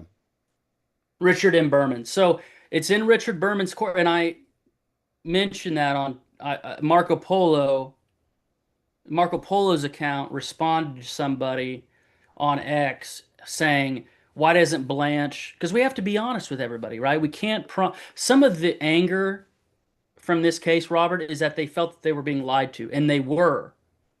Bondi lied by saying that they were going to release this stuff, right? But it's not up to the U.S. attorney right now to release the grand jury testimony. It's in the hands of Berman. And if he doesn't agree to it, Richard M. Berman, they could theoretically file something in the Second Circuit. So, we'll see in the Court of Appeals. Yeah, we'll see. So I don't know if you want to discuss the 4 hours of interviews that dropped this morning. Again, I on 2x speed, I did listen to everything. I've gone through all 4 hours. Yeah, This man. is my beat. I have like a half a dozen beats. This is my main beat. I know everything about Hunter. And It's a good beat, but my first question on that is, why do you think he's doing these interviews now, and why do you think he's taking this tact in those interviews? Do you think it's intentional? Do you think there's a strategy behind this, or is this just Hunter being Hunter? for 3+ years, Hunter was muzzled through his own choice and through the choice of very risk-averse attorneys named Bob Bauer and Anita Dunn. And they were advising Hunter and Kevin Morris to stay quiet because of the criminal prosecutions of him. Now that that is over with, and Bob and Anita are no longer in Biden's orbit, he feels unshackled to do these types of things. And he is testing the waters right now to see if there's any appetite for a Hunter Biden podcast. Before you laugh, Robert, he actually wants to start a podcast. Matt Hamilton from the LA Times, who I met at the criminal trial in June, he wrote about this in December. I got to give Matt Hamilton credit, not necessarily for the piece, but for the sourcing. Because Matt Hamilton, you go back, LA Times, December, you go read his pieces, and you'll see that in December, Hunter was telling friends, particularly Bobby Sager, who Joe gave an award to. He's a shitlib left-wing philanthropist that Joe gave an award to for being a philanthropist for his son, that he wanted to start a podcast. And so this is Hunter finally, after he got his face beat in by Marco Polo, figuratively, dismissal with prejudice. He got his tail. I told him, dude, do not mess with us. His tail is between his legs right now with his case against us. And you're going for attorney's fees on that, right? What'd you say? You're going for attorney's fees on that? We are. We're in the Ninth Circuit. There was a corrupt district court judge named Hernan Vera, total DEI hire, got in 52-46 in the Senate, has a wife who runs a DEI dance program for black kids. You can't make it up. It's an absolute meme. They're walking memes. And that judge refused to grant me attorney reimbursement. We weren't even seeking damages, man. We weren't even seeking damages above and beyond what our attorney's fees were. We just wanted reimbursement. I'm not a litigious person. I don't want to suck somebody. I'm not a blood-sucking guy. Just reimburse me for the expense of dealing with this man-child. That is my position. Very fair one. Hunter refused. And so now we're going to the Ninth Circuit. And we have a briefing due August 22nd in the federal case. But in 48 hours, I will be on a plane to Los Angeles because we have our appeal in the state court against Kevin Morris, the caveman-looking sugar brother of Hunter Biden, who gave him $7 million to pay his back taxes and everything else. So we're in the appeals court. You said Hunter's like 18 million in debt or whatever the number is. So he's got the number that painting income coming in. Daddy's not going to be the president, ever again. And so kind of his connection to Washington is starting to evaporate. So you think some of this is him trying to figure out what his next move is, like a career move, maybe into podcasting? Precisely. And Winston Strawn has already sued him. So Winston Strawn, the firm that sued me, Winston Strawn's letterhead was on the lawsuit against me. Every single attorney that was on that case has since departed Winston Strawn, and Winston Strawn is now suing Hunter for millions in legal fees. Wow. I am a fan of Andrew Jackson. Okay, I just got this biography. He's dead, so he didn't ask me to do this. His name is Robert Remini. It is the best biography of Andrew Jackson. He taught at University of Illinois Chicago. 3-volume set. This is volume 1, called The Courts of American Empire, 1767 to 1821. I love Andrew Jackson. He's one of my favorite presidents. But guess what? Not everything Andrew Jackson did was kosher. And one of the unfortunate things is this thing called the Trail of Tears. You know about this. Yep. Now, left-wingers always want to jump on this, but it was a bipartisan thing, and we really needed to solve some of the Indian problems. We were harsh and cruel to some Indians, not all. But what I have utilized for this Biden analogy is that the Biden family has its own trail of tears. Everybody that comes in contact with them, from ex-wives to ex-business partners to ex-friends, they leave a wreckage. It's like that quote from The Great Gatsby about ruining people and things. Hunter ruins stuff. And that's what Kevin Morris was warned about by yours truly and somebody else in 2022. It said, dude, you're not going to get paid for this. There's a whole Indian tribe, namely the Oglala Sioux, who's in line in front of you.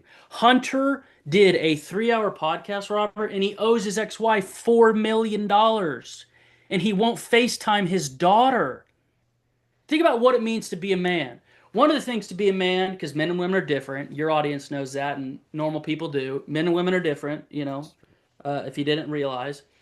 One of the things to be a man is to take care of the little people that you sire, right, and build a relationship with them. Trump has done this fabulously. All 5 of his kids love him, and he talks to them, if not every day, at least multiple times a week. Hunter doesn't even contact his daughter.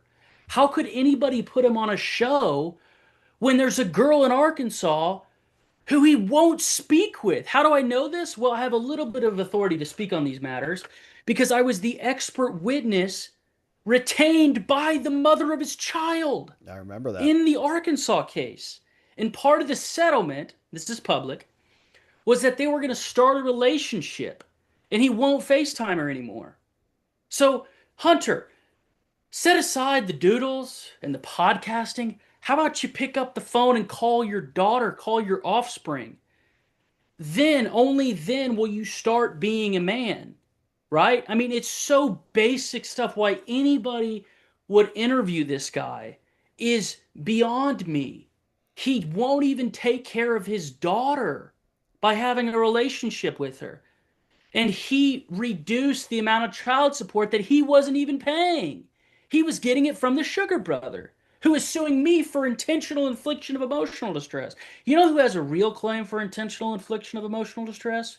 Navy Roberts, whose dad won't speak with her. That's intentional infliction of emotional distress. So these interviews today, 1 hour with the former DNC chair, who's partly responsible for Joe not getting out of the race, Jamie Harrison, an intellectual lightweight, probably around a 103 IQ. He just looks, he can pull off the bald look and can raise funds with minorities. That's why he was the DNC chairman, total train wreck. He did an hour-long interview in the offices of Hunter's Columbia, South Carolina attorney named Dick Harpootlian, whose wife was appointed the ambassador to Slovenia during Joe's reign. It's a quid pro Joe. Hunter's currently, I don't even think he's paying Harpootlian. Harpootlian's doing this as a favor to Joe for appointing his wife the ambassador to Slovenia. Interesting. Guess who Harpootlian represented? Alex Murdaugh.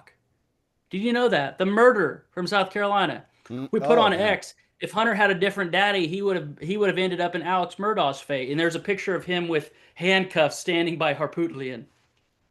But that's another quid pro Joe your audience can dig into. Hunter's current attorney is married to somebody that Joe appointed the ambassador to a foreign country. And they're talking about Trump corruption. We lay out the quid pro Joe right away. So these interviews are so full of lies that I choose to start at the very basic, which is you are interviewing somebody that owes his ex-wife millions of dollars, that owes his attorney millions of dollars, his friend and sugar brother millions of dollars, and who won't communicate with his daughter. That's who you're asking about public policy. It's wild. Remember one of Michelle Obama's phrases that a lot of people got mad at her for, but which was totally true? It's one of the few things that Michelle Obama said that's true. She said in 2008, Hillary, if you can't manage your own house, what makes you think you can run the White House? What is she talking about? She's talking about Slick Willie and Monica Lewinsky. She couldn't even take care of her own husband. So what makes you think you can take care of the country? Same thing with Hunter. Why is Hunter pontificating on immigration policy when he can't even run his own life? Leave public affairs to other people, Hunter. We'll ask you your opinion when you have a relationship with your offspring. That's a good floor. You can wade in on public matters when you are not totally underwater in your own messes. So there's so much that he lied about, man. It's unbelievable. It's almost easier to find out what he said that's true. Meaning his laptop wasn't hacked. That's a key lie he keeps repeating everywhere. My laptop was hacked.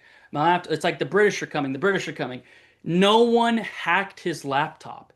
If you watch this interview with that slovenly man, the young guy, he's younger than me, Channel 5, he needs to wash his face.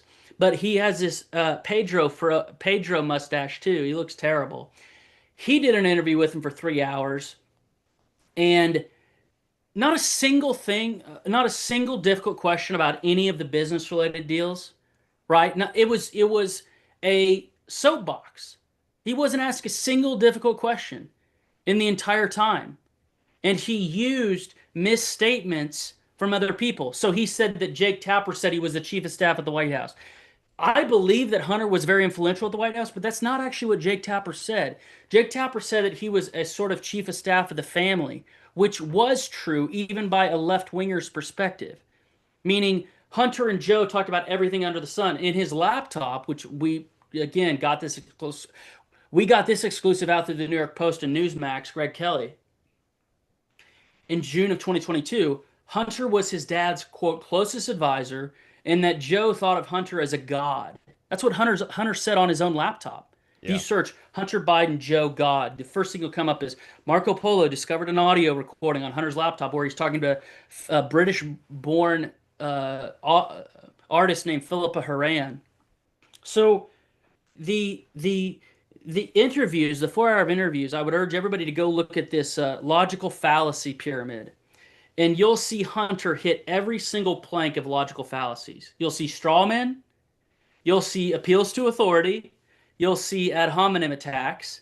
What you won't see is a refutation of the central point, which is the whole point of Western-style debate.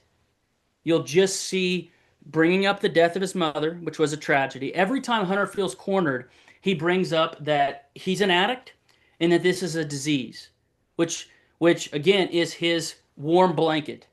Anytime he feels cornered, he brings up, you're being mean to me because I'm a crackhead. That's the whole. But he's not even good at that. He doesn't even speak the language appropriately, and it's not a good position to be one person who works a program and judging another person who works a program.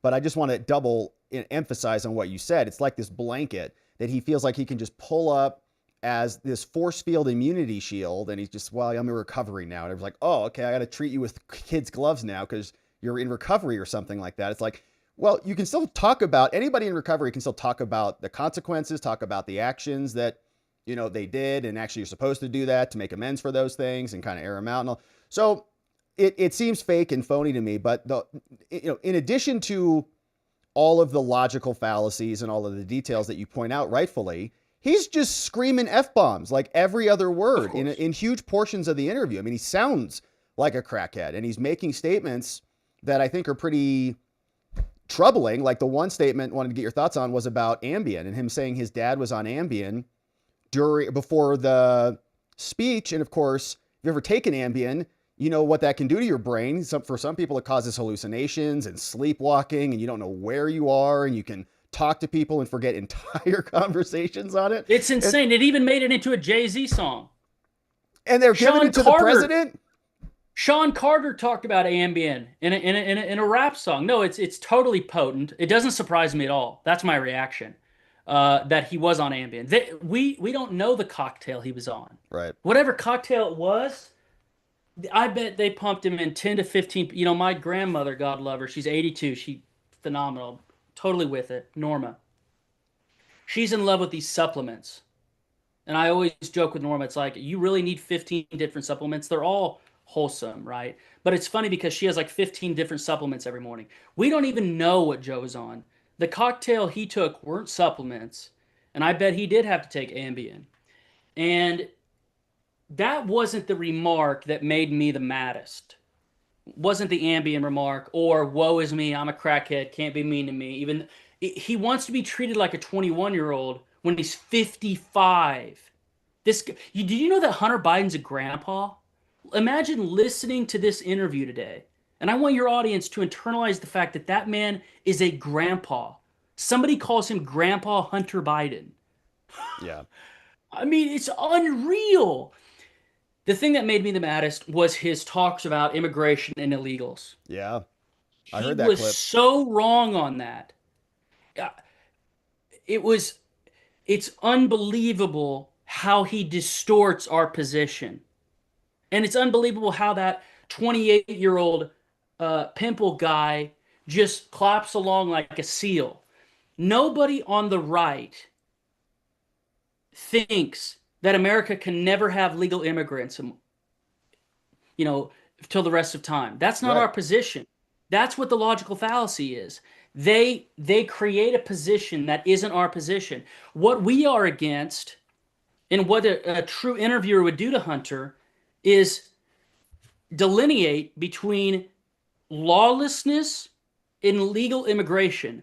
We are against chaos and lawlessness. Right. That's what we're about.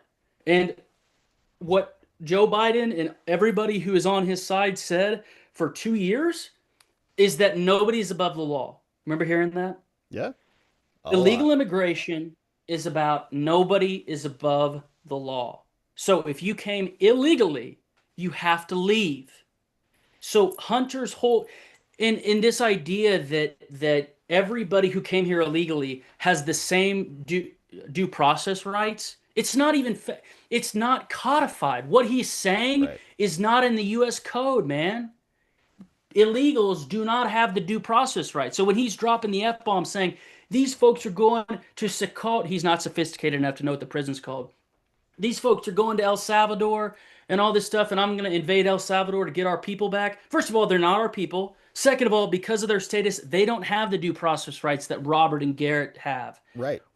If you were put in front of a federal district court judge in the District of Arizona or the Southern District of Illinois, where I'm in the northernmost county in the Southern District of Illinois. If we were hauled in front of there and arraigned, we have different levels of rights because we're citizens. Exactly. They're not. Right. So that interviewer is one of the dumbest SOBs. He's much dumber than Jamie Harrison, the put together bald guy, the black guy, the former DNC chair who interviewed him for an hour.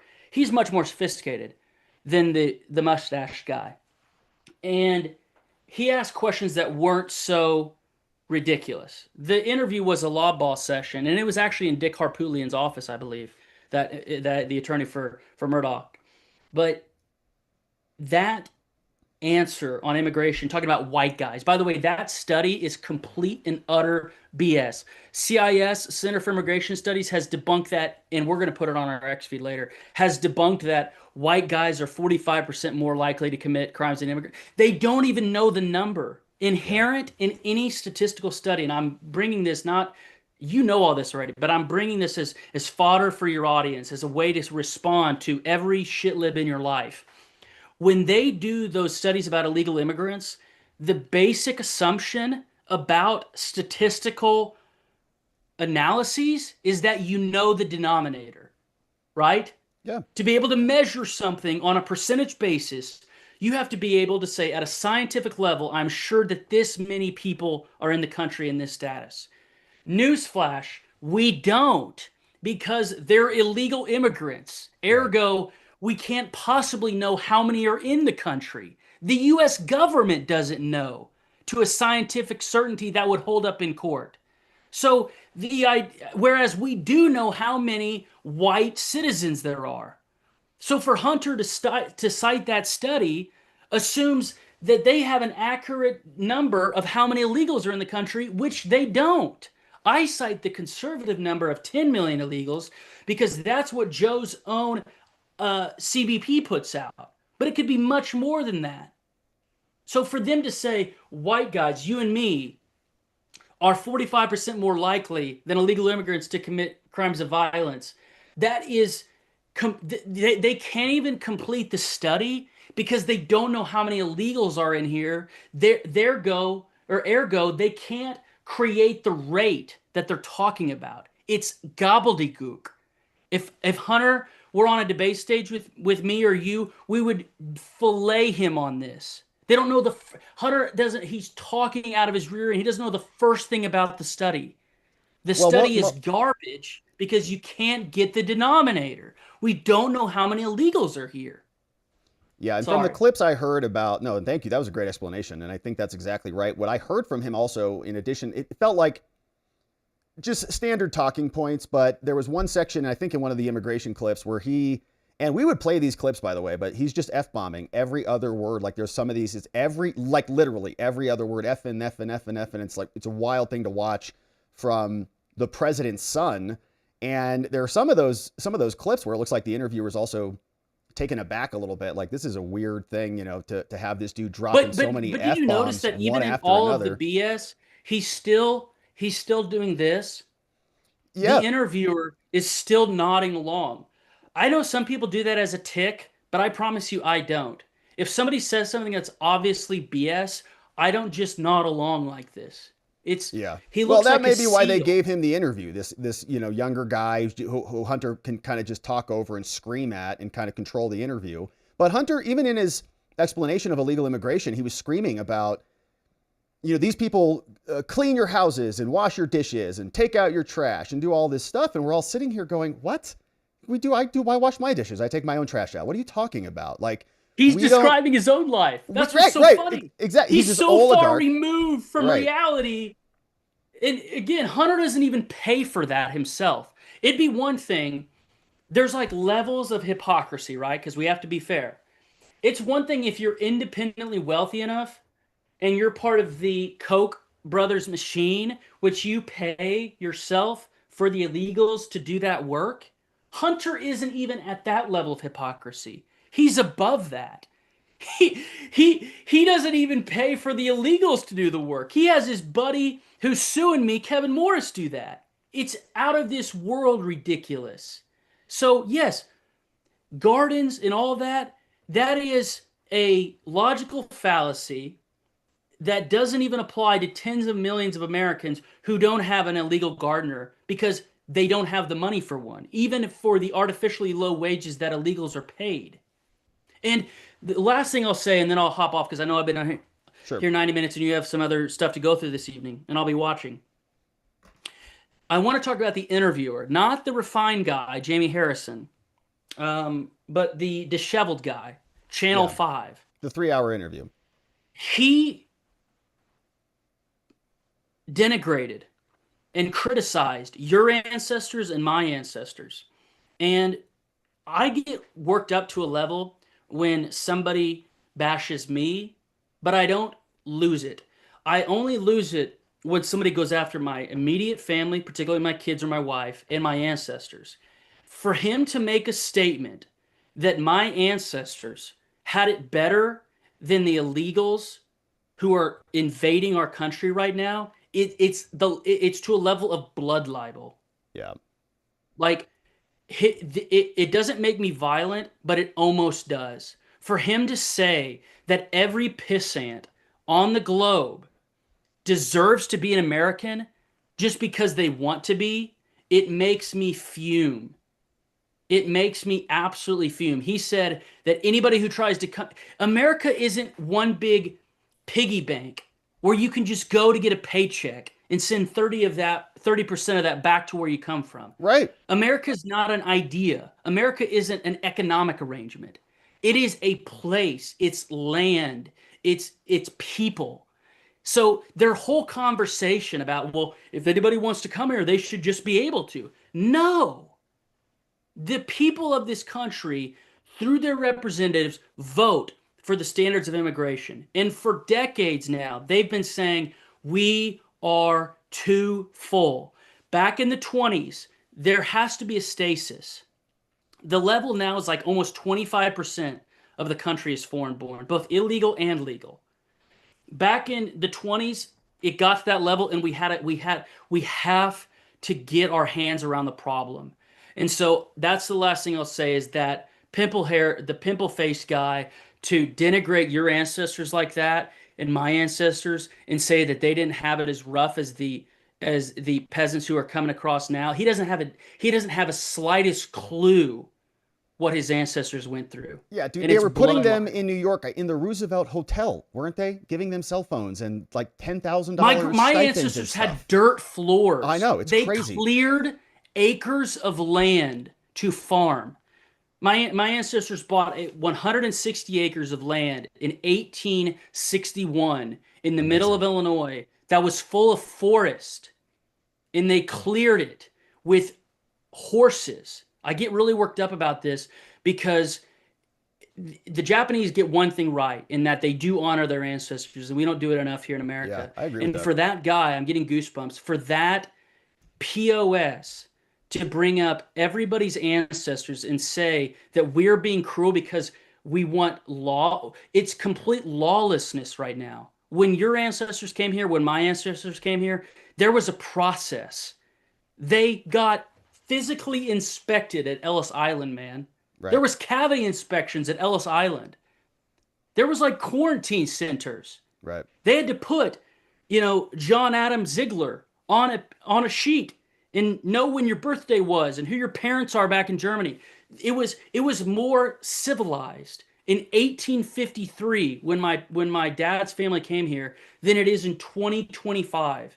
And so I just want to set the record straight that made me more mad than anything Hunter said. Because immigration, this is my opinion, anybody can disagree with it if they want, is the most important issue in America right now. Every other thing, weaponization, even everything Marco Polo is doing, if we do not solve this, the people in your country are the ingredients for your civilization. Yep. Every other problem that we have, from crime to abortion to everything else, will get immeasurably better or worse depending on who we let into our country and who we let stay in our country. So if it were up to me, I would say, Hunter Biden, please leave the United States ASAP, because we do not need that mind virus infecting the body politic anymore. Yeah, we'll see if he has any success in this endeavor that he's on to try to go communicate his ideas, because they're pretty terrible ideas. And I've seen some reaction to some of his posts on X, people saying, man, somebody shut this dude up like now, because it feels like it's going to cause a lot of collateral damage to the rest of his family. Like, I mean, I would imagine there's other people in his orbit who are watching those interviews and not happy. I agree. And we'll be at the trial against Patrick Byrne, man. I'd love to come on your program to talk about that, because it goes on trial next Tuesday. And I'm just hoping that a liberal jury in LA doesn't give Hunter Biden $10 million. Yeah. Yeah, me too. So you'll be there. You'll be covering it. Yes, I'll be there. So I'd love to come on to talk about it. Man, we'd love to have you. It's always great talking to you. And yes, hey, God bless you. No, everybody, man, go get our book. No, yeah, I was going to wrap. BidenReport.com. We can wrap up. So BidenReport.com, Biden laptop emails. Laptopemails.com. For the new website. And if you go to either of those sites, you can go to any of the other ones. So pick which one you want to memorize. Your viewers don't have to memorize both of them. If you go to BidenReport.com, that's the press release to our book, the free e-reader. the Amazon link. Go leave a positive review on Amazon. We've had 3 negative reviews, Robert, and we've determined that all 3 are fraudulent. They didn't get a book. We actually ID 2 of them through facial recognition. So go to Amazon, search Biden Laptop Report. Very simple. Support our nonprofit and support our miniaturized American version of WikiLeaks. Man, amazing. Garrett, brother, thank you so much for being here, my man. Thank you Always for the great- opportunity to come on. God Always bless great you. to I talk love to your you. program. Thank you, man. Have a great night and safe travels. You too. Thanks. All right, see you later. All right, so my friends, that is Garrett Ziegler, and let me figure out how to change the screen. He's out, and we're here. And what a great conversation that was, man. He is such a wealth of knowledge. It's like a download of high quality intelligence right into your neural cortex, and it is always enjoyable. So, my friends, that was Garrett Ziegler. Now you know where to find him. We put all the links in the description below as well, so you can go check out his work on his X, on his website, and do some sleuthing, right? Do some sleuthing. Throw some names in that search engine and see what comes out, and then connect the dots, man, because I think that this is one of those tools that gives us awareness, gives us an idea of what is actually out there, and we can correlate and cross-index all the things, and it's all good stuff. All right, so my friends, now let's hear from you, and let's see what you say about all this. I see some great donos that came in. We got some new membos that are joining us as well. And I wanted to try to switch the screen, but I'm not sure that I can do that exactly. Let me see what I can do here, because we're on a little different setup right now. So maybe I can just pull this out. I got to get my interview tech figured out. It's not that great right now, so we're working on it. But thank you to Garrett for beta testing it with us. We'd like to do some more interviews. I'm not real good with the tech on it yet. All right, so we got some donos that are coming in, and let's just shrink this up a little bit so you guys can still see me. And we'll just shrink that up, and we'll tuck this in the corner here, and we'll say what's up to some of these donos in the house. All right, that works right there, right? Perfect. Hey, and thank you to K Bean and Carrie B for clipping for us on the day. Here, let's scoot over here a little bit. That's a little bit better.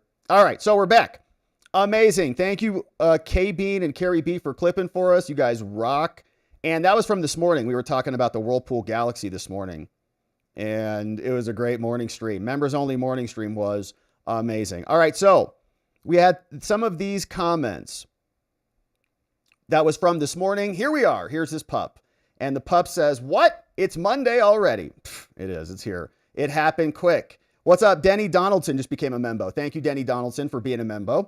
We'll see you in the members only after party. We're going to try it today. I don't know how the tech's going to work, but we're going to try it. So stick around for that. Run Mead, what's up? Okay, how many in the Tulsi fallout hold a commission permitting access through the Uniform Code of Military Justice in addition to federal law? That's a great question. So in other words, how many people can be prosecuted under military law rather than just criminal law in the ordinary course of business? It's a great question. And did they commit crimes like in the operation of their duties, right? Like DOD stuff, Mark Milley, any of these people? Probably. Thank you for that. Run Meat. Amazing. We got this one from Lee Langsdorf. What's up, Lee Langsdorf? Lee, thanks for becoming a member. We had a great members only stream this morning. Had a pretty big announcement on there this morning too. Hey, what's up? Bob M.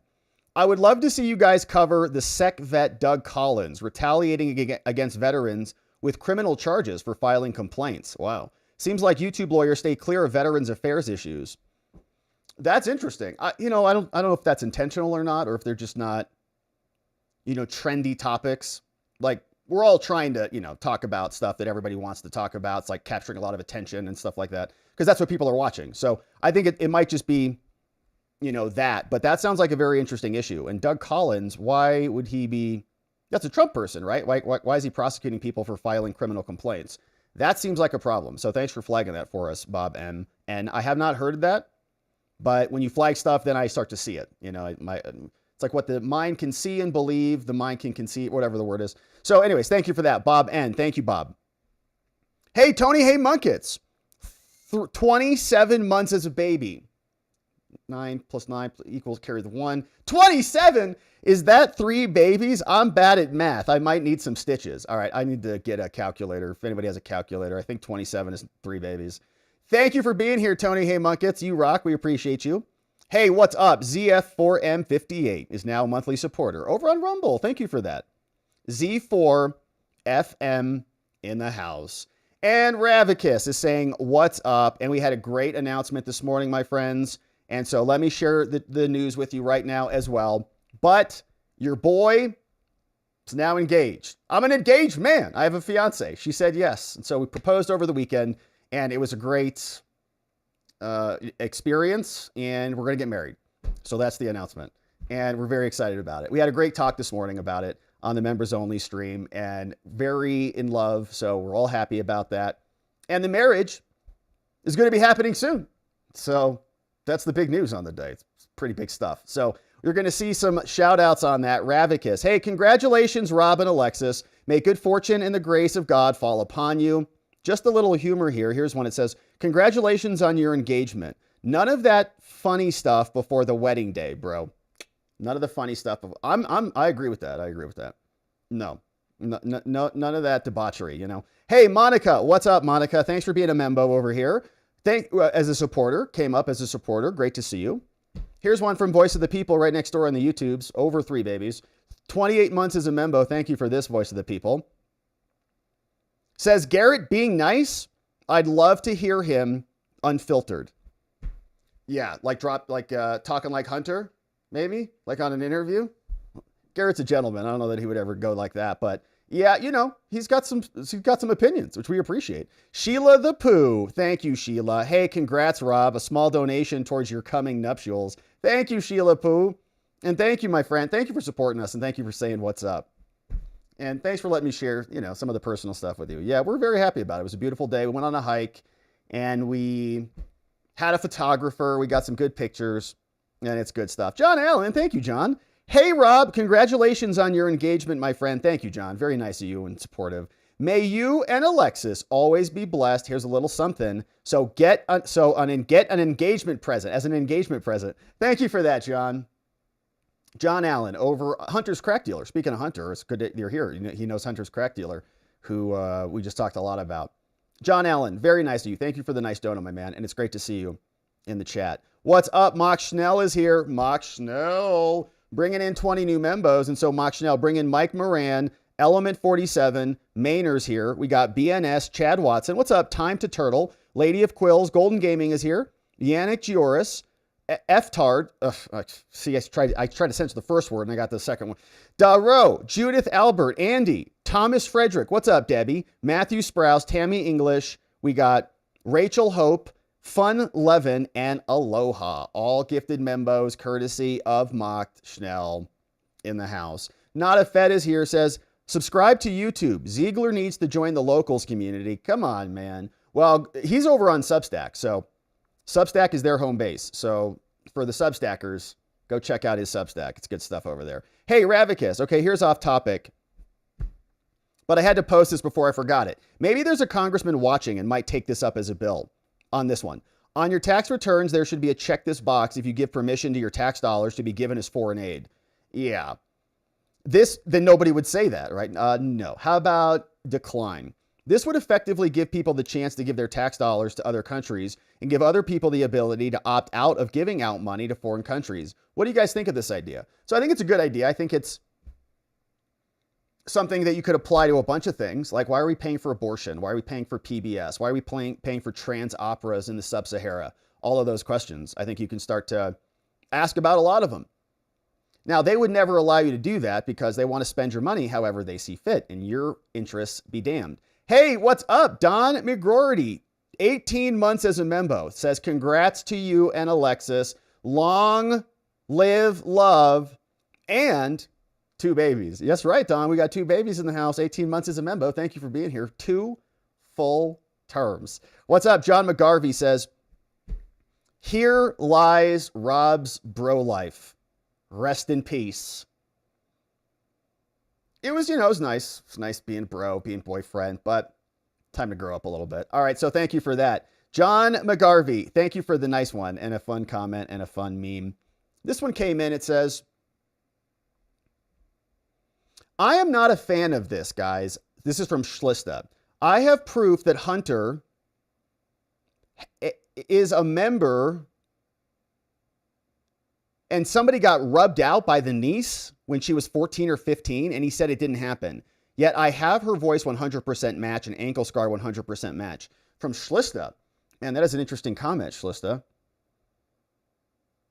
You saying Hunter Biden took out somebody? You've got evidence?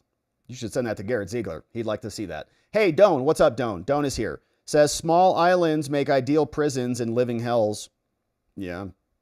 I think that's why we have them on Guantanamo, right? Some, like places like that, which is a big island, but you understand. Doan, hey, what's up? They could always use the Bill Cosby case as precedent against the statute of limitations, I believe. Was there a statute of limitations problem in there? I think Garrett's exactly right. And, where could you end the conspiracy on the Epstein stuff? We're talking about a lot of different statute of limitations. The other statute of limitations conversation was about the Biden auto pen and Crossfire Hurricane, right? How far back can you go with the Crossfire Hurricane stuff where a lot of it happened in 17? So, yeah, it's going to be interesting to see how this goes. Pam Bondi should have gotten those documents today, or the referrals today. So we'll see what she has to say. Deluxe Knight. Hey, when it comes to the Epstein conspiracy, yeah. Yeah, and so Cosby's was like his last act. So I don't remember what it was, but like the last time he bought the prescription drugs or the last time he gave it to somebody. He did it for 20 years, but the last time was the end of the conspiracy before he got caught. And then I think you could make also the same argument with Epstein. Like what if Epstein's last overt act was that phone call before he offed himself? Remember he made some last minute phone call to somebody and nobody really knows who that was. Maybe he was moving something around, moving an asset around. That's the end of the conspiracy. Then he died the next day. So Lilu Dallas multipass. Thank you. Thank you, Lilu. Look at this dono, Lilu. Super generous of you. Thank you. Says, Father God, we lift this prayer to you in this moment of joy and celebration. May Almighty God bless you. Rob and Alexis, grant you love and happiness, peace and joy, strength in trials, guard you from evil, and guide you in his light. Blessings, love, and long life from Lilu. Amen. What a beautiful prayer. Lilu, thank you so much for that in multiple different levels. Thank you for the generosity and thank you for the spirituality and the prayer. And we take that to heart and we really appreciate that. And that means a lot. So thank you for sending that in. And thanks for being supportive of us. And shout out to all of the new lovers out there, all of the new people embarking on this beautiful journey to be on. What's up? Thank you for that, Lilu. Really appreciate it. Really generous of you. Thank you for being here. Lilu Dallas, multipass. What's up? Quixote in the house. Hey, it's great to have Garrett Z on today. Thank you, Quixote. Yeah, we love talking to Garrett, man. He's like a wealth of knowledge and he just can see through the garbage in a way a lot of people can't. So it's awesome to have him. Glad you enjoyed it. Quixote, thanks for being here for 11 months. You're amazing. Almost happy anniversary to us. Yeah, don't. The vast majority of U.S. residents are absolutely constitutionally illiterate.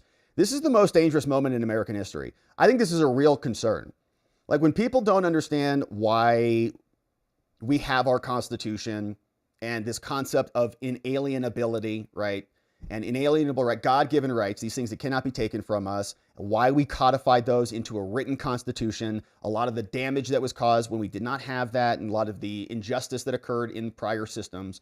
And like a lot of that is just being not taught at all.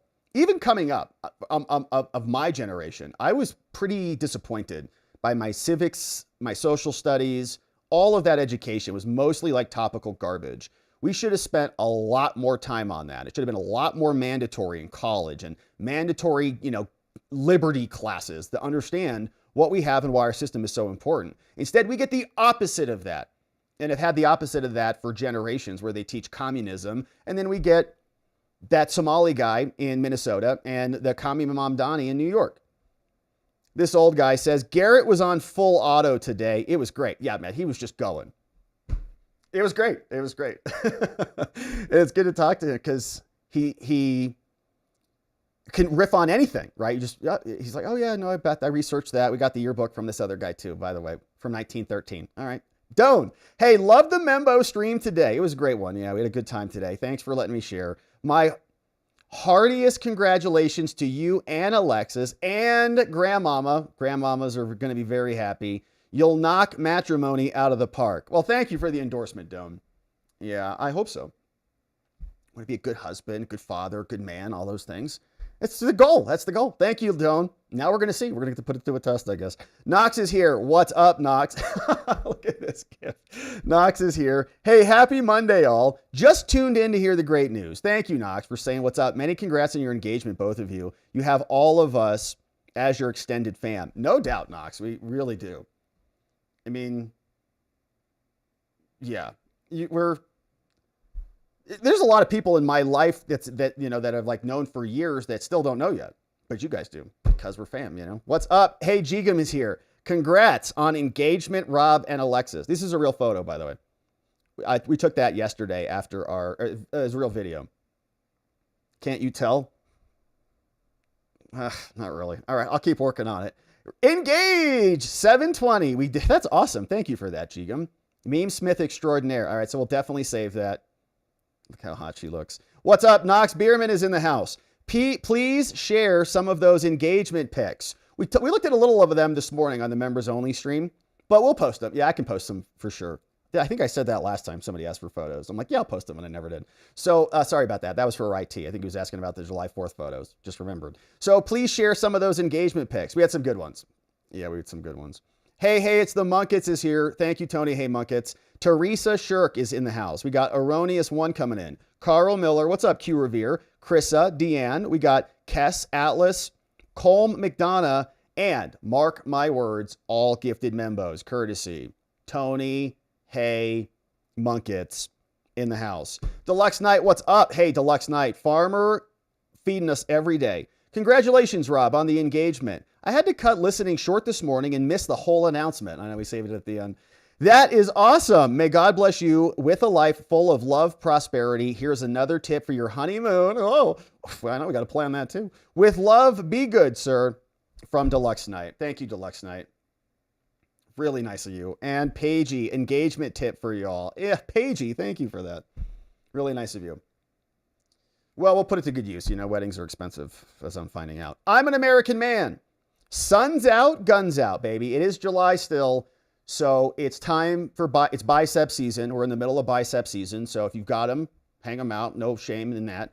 Let them bask in the summer glow. You work hard on them. Let them out. And if you're still working on them, that's okay. Every day's bicep. Biceps grow twice as strong in the summer also. Lilu. Okay, so I know this probably makes me an idiot. I don't think so. But I just found out about Real ID. I live in Texas. One of 5 states you cannot get a state driver's license. Want to be my lawyer so I can get a state ID and be removed from this Real ID? Yeah, I think you're going to need, I don't know that you're going to need a lawyer. You probably need some congressmen and maybe a president to undo any of that. But yeah, Arizona's got it coming too. So I cannot get a driver's license. I live in Texas, 1 in 5 states, want to be my lawyer. So I'm not licensed in Texas either. It's first of all, Lilu, thank you for the endorsement and being willing to work together to solve your legal problem. But I think you probably need a Texas lawyer, somebody licensed in Texas. And if it's the state law, unless there's a law for a variance, to get out around that rule, it might be a tall battle. If it's a statewide statute, which it probably is. Hey, but thank you, Lilu. Very nice dono, and I hope you get it solved. Sounds frustrating. Zortan PR. Hey, thank you, Zortan. Says, congrats to you and your soon-to-be wife. Thank you, Zortan. We appreciate that. I'll tell her. Also, question about the Hunter. Use of supposed study regarding the migrants. Are they using the number of legal immigrants versus white males? They can't do a study without the number of illegals. Yeah, exactly right. So what number are they using? And I think that was really Garrett's point. It's like, what is that bottom number? It's okay, it's this many criminals out of how many? And they're like, well, we don't really know how many. Well, okay, well then how can you come to a calculation if you don't know what that number is? How can you say white people are so much more criminal? Because you're measuring the universe of white people, criminal whites versus all whites. So you want to compare that to illegals. Okay. Illegal criminals, which I would argue their status is illegal by virtue of being here illegally. So all of them, it's like 100% of the universe of illegals. Now they would say, what other crimes have they committed? I don't know. Was it felony reentry after being deported? Maybe.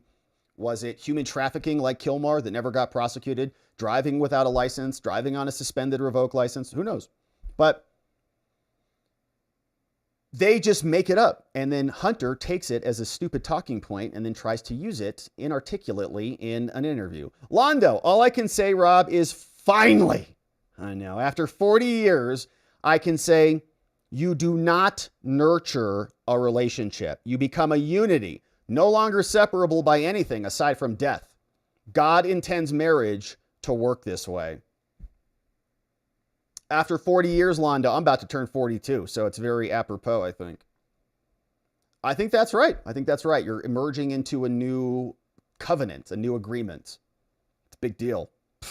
Well, I don't know. It's crazy. Hey, it's the Munkets. Thank you. Hey, Tony, hey, Munkets in the house. Bringing in Lorraine, Jillian, Michael Kramer, FSU Mike, and Michael Mabe in the house. All gifted memberships, courtesy of Tony Hay Munkets. And more from Tony Hay. NV Cruiser, what's up, Artie Rosario? Michael Gallops, Question Everything, and FC. Gifted membos in the house. And Tony Hay Munkets, thank you for those. Charles Ross, what's up, Charles Ross? Thank you, Charles, for becoming a membo. Grab that members only stream from this morning. There's some engagement photos in there for sure. And so check those out. Hey, Deluxe Night, 50 membos over on Rumble. Deluxe, man, you're amazing. Thank you for doing that. Look who is coming in. I think we saw all those coming in. Donut is clipping hard for us on. Donut, you rock. All right, let's welcome them in 1 second. Donut is clipping for us, man. He's the man. All right, so while we're doing that, we got a couple of X comments. So let me just cue this up since I have no idea what we're doing here. All right, here we go. So this is how we can do it. Palmino says you never want to be in this situation. Here's Garrett Ziegler. Please take a seat. We'd like to talk about this compendium I wrote about you. Hunter. What? Yeah, I know. Natasha, I said the same thing the other day. Comey was fired due to her being the leaker. Wild. Yeah, I mean, that's a great connection on that. She had the Epstein file. She leaked some fake letter. They found out. She's gone. MGM. Hey, congrats on the engagement. Thank you, MGM. Amazing. MAGA, Ultra MAGA says, congratulations on the engagement. You're a very lucky man. Tell me about it. Just one question. What did she think was going to happen when you proposed to her? I think she kind of knew what was up. So we're going fast on this thing. So we've got the wedding in October. So like we've been already planning that essentially. So we've had a lot of the wheels in motion. And then when I was like, we're going to go on a hike and you should also bring a second, outfit also, just in case, we want to go do something else after the hike or something. Okay. Never done that before, but all right. And so I think it was kind of one of those. And then we were walking back from the hike and she's like, I'm like, let's put our stuff in the car and then we'll just walk down to the lake. It's like, okay, something weird going on. And then there was the photographer there. And then I think as we walked by the photographer, it all kind of came into focus. Like, oh, here it is. And then it happened and it was great. So we walked in front of the photographer to kind of like, be sneaky. It was great. Turned out great. And then we changed clothes, took some more pictures, and it was perfect. Worked out perfectly. Ultra dig. Yeah, so that's what happened. So it wasn't like, it wasn't a total surprise, no doubt, but it was great.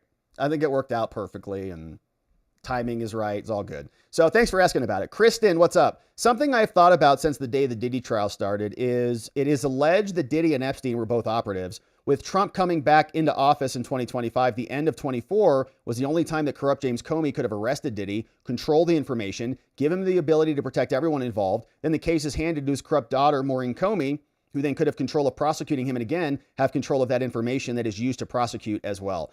I agree with that. Yeah, I agree with that. I think that they saw that the clock was ticking out on this and Joe Biden was still in charge. So I don't know, it's just total speculation, but the Diddy case was either reclaiming compromat that was damaging to somebody. So like my thesis was, okay, it's probably the Obama daughters or something, right?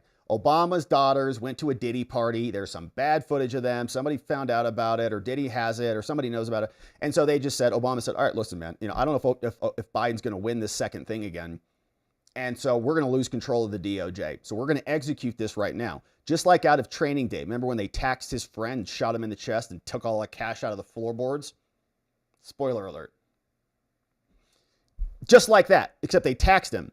And they had to go get Diddy, and that's why they're not, Diddy's, he's going to do whatever, soft time, whatever, he'll get out at some point. The judge keeping him in custody might hold him in custody and give him some prison sentence. Seems like that might be likely, but still not anything close to what it was. But because that wasn't ultimately the end game. The end game was to go reclaim that compromat, or they wanted to see if there was additional compromat against other people, right? So it's not a shield as much as it is a sword.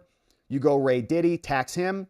Comey takes the case. Maybe they get something on Trump. They use that as leverage against the incoming administration, or they just close it up, basically. Close the whole deal up. Yeah, amazing stuff. Hey, and we've got Deluxe Night. Man, Deluxe Night, thank you for bringing all these membos in. And Donut, thank you for clipping them all for us. You're awesome. And welcome new friends. Deluxe Night, look at that. Extra Deluxe. Ellie is here. We got Donnie Potwin. What's up? Sang Faint. We got Marley. May Beatty. What's up, humble satellite boy? SM Thompson is here. G's Check. Solitary. Neuro D. Great to see you. Sportfish. Nullbert. We got Lori Light. Dog Diggers here. R. Lackland. M. Leet is in the house. TXL Hughes. White Wolf. Tammy M.A. Taking down CCP in the house. Jacob Castro. What's up? S. Mando. Delay is obvious. Donut mind me. What's up, Joe McGavock? We got Meme Tabar. Slightly Salty. Eric Scorpio. What's up, Hyphen? Norqueen. Antoinette. Drail. The Real Arthur Blake. Sportfish. And Fact Sharer. Jacob Castro. Deluxe Night and others. All gifted membos. Sounder Dog. Man Behind the Curtain. And Zoria. Gifted membos courtesy of Deluxe Night. Deluxe Night. Farmer. Feeding us with food and new membos. Thank you, Deluxe Night, for doing that. Really generous of you. Welcome, new Rumble friends. I still don't think the Rumble membos are integrated with locals, but hopefully that happens soon. Lilu Dallas Multipass. What is that? That is Stubbs A-List? AMC Stubbs. That's like a movie ticket. So that's not actually her multipass. So somebody changed that. That's interesting. So we could make that to whatever we wanted, basically. Lilu Dallas Multipass. Okay, last one from Lilu Dallas. Says, last one. Okay, probably solidifying the concern. I'll come across as an idiot. Not at all. Let's be clear, okay, Lilu Dallas. On this channel, nobody is a bigger idiot than me, okay? I am #1 gold medal platinum status idiot on the show, so don't even worry about it. If the Supreme Court, aka meh court, because it's not really supreme, it's more like meh, it's the meh court. Supreme in your dreams, is on vacation, that means nothing happens until they return. No, so they're still called the shadow docket. You probably have heard this phrase before, the shadow docket. Like technically they're not in session, but there is a mechanism by which, like if some judge acts the fool and injunctions Trump, then Trump can still get the Supreme Court to weigh in. In other words, you don't have to wait, 6 months or 3 months whenever they come back and start their session again to get them to do anything. So the shadow docket is happening. And there's a lot of battle over that, right? There's a lot of debate over the shadow docket and whether stuff should be appropriately dealt with there and how it's dealt with. And sometimes it's happening quickly and sneakily because the court's not really in session. So there's some mystery about this shadow docket and kind of how it works. A lot of people have debates about how it should work, whether it should work, if the court should be out of session for so long. Lots of questions like that. So it's not a dumb question at all. It's a really great question. And there's a lot of depth to that question, really, about, the original Supreme Court used to make the Supreme Court judges go around and serve as judges in the lower circuit courts. Okay, so people actually hated to be Supreme Court judges. They would retire. They'd leave the Supreme Court and go be like governor of Pennsylvania or something. Like the Supreme Court sucks because you have to go and travel around to all the circuits. You're in horse and buggy and you're like in DC and then traveling all around to all these different circuits. And so they actually hated it. And they had to revise a lot of that. Like they had to revise the schedule. They couldn't get good judges. Everybody retired and were like, I'm just going to go be a governor now. At least I can stay in the mansion all day. Hey, Bodie, congratulations. Thank you, Bodie, for saying this. Rob and Alexis. Bodie, thanks for the love, my friend. We appreciate it. And more. Deluxe. Gimpy One Leg here. Welcome, Gimpy. Hurricane Katrina's here. Damn it, Janet came in. PM for Bears and Tron Legacy. All membos now, courtesy of Deluxe Night. Farmin, even membos. Knox is here, says, Knox is the defense attorney in Texas, says, I thought they arrested Diddy to pressure all those celebs to endorse Kamala in addition to grabbing the compromat. Oh, that's an interesting one too. Yeah, because that did happen, right? Remember Eminem's like, yo, I love Kamala now, yo. You're like, what? What are you talking about? Eminem, where you been? He's like, I don't know, but I love Kamala Harris. All right. Well, it's nice to see you again. Thanks for emerging in the middle of this election with your dumb opinion. Why did that happen? Yeah, like all of them, like Beyonce's like, I love Kamala now. What happened to Beyonce? Hey, ... 9 says, Rob, Twyla Braze at Citizens Council for Health Freedom is the go-to expert on Real ID. Boom! The website has good information and Twyla is a great interview. CCH Freedom. Congratulations on your engagement. I'm on year 47. It's easy and fun. That's awesome. Thank you, ... 9. Yeah, so far it's been very easy and fun. So that's the plan. It's going to continue, you know. So thank you for that. So cchfreedom.org is the website. And that's for Lilu. So Lilu, check them out. cchfreedom.org. Her name is Twyla. She sounds amazing. ... 9. Thank you for the intelligent comment. And the referral sounds great from ... 9. Amazing. Angelfish also got gifted a membo courtesy of Deluxe Night in the house. And my friends, what a beautiful stream it has been. And so we'll pause here. We are going to do an after party. I'm going to attempt to change the camera. Right now we're on Zoom camera. So I have to get back to other camera. I'm going to try that. I think probably. All right. Yeah, we'll try that. And we're going to have an after party. So membos, stick around. YouTube friends, you're going to hit the refresh button. We're going to come back. We're going to have a members only after party. Debrief and hang out for a few more minutes and see what you have to say about all of this and more. And locals friends, hang tight. And we'll be back soon. But it's been a beautiful stream. My friends, thank you to Garrett Ziegler for coming on and spending the day with us and dropping and downloading some knowledge. And thank you for the love and the support on the engagement. Very happy and very excited about it. And looking forward to the journey. And I really appreciate your support. Thanks for being so awesome and for the advice and for the tips. Gonna need a lot of it. And I will continue to, of course, be asking of it, for it throughout our time together here on this beautiful journey. But we'll pause here for the evening, my friends, and we'll go over to our members only after party. We'll hang out, we'll debrief. Hopefully you come join us. And then we'll be back tomorrow to get into it again. Now, before we wrap it up and call it a day, we want to thank our mods and our meme smiths, G-Gum, Just Rhonda, Elliott. Of course, our mods clipping the way for us, Donut, John McGarvey, K-Bean, Carrie B. Thank you so much for all your help. You are amazing. We got Neuro D, Janik, and Dog Digger over on the Rumbles. And my friends, thank you for being here. Thanks for subscribing to our channel if you haven't already done that. Thanks for sharing the show with a friend or family member so they can come over and join us in the live chats.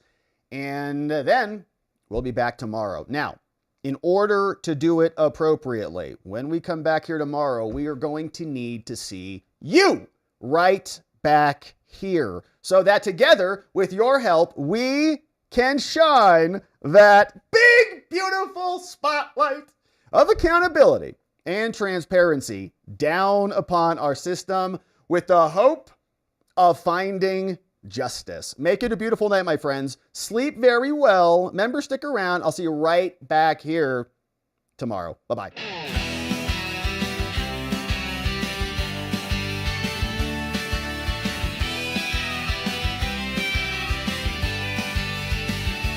Thanks for watching, my beautiful friends. Now it's that time where the stream must end. You brought the heat with every chat and line. Together we expose corruption. One more time we dove in the truth where the media hides. Lit up the lies with receipts on all sides. The fight fight isn't over, but we made them sweat. We ain't done yet, no, not just yet. Because together we are watching the watchers, truth on our side. Watching the watchers, we won't be denied. Watching the watchers, eyes open wide.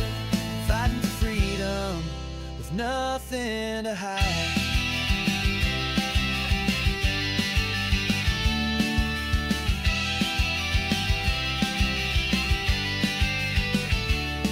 Drop a like and don't forget to share. And bring a friend who's ready to care. Tomorrow's lies are just today's news.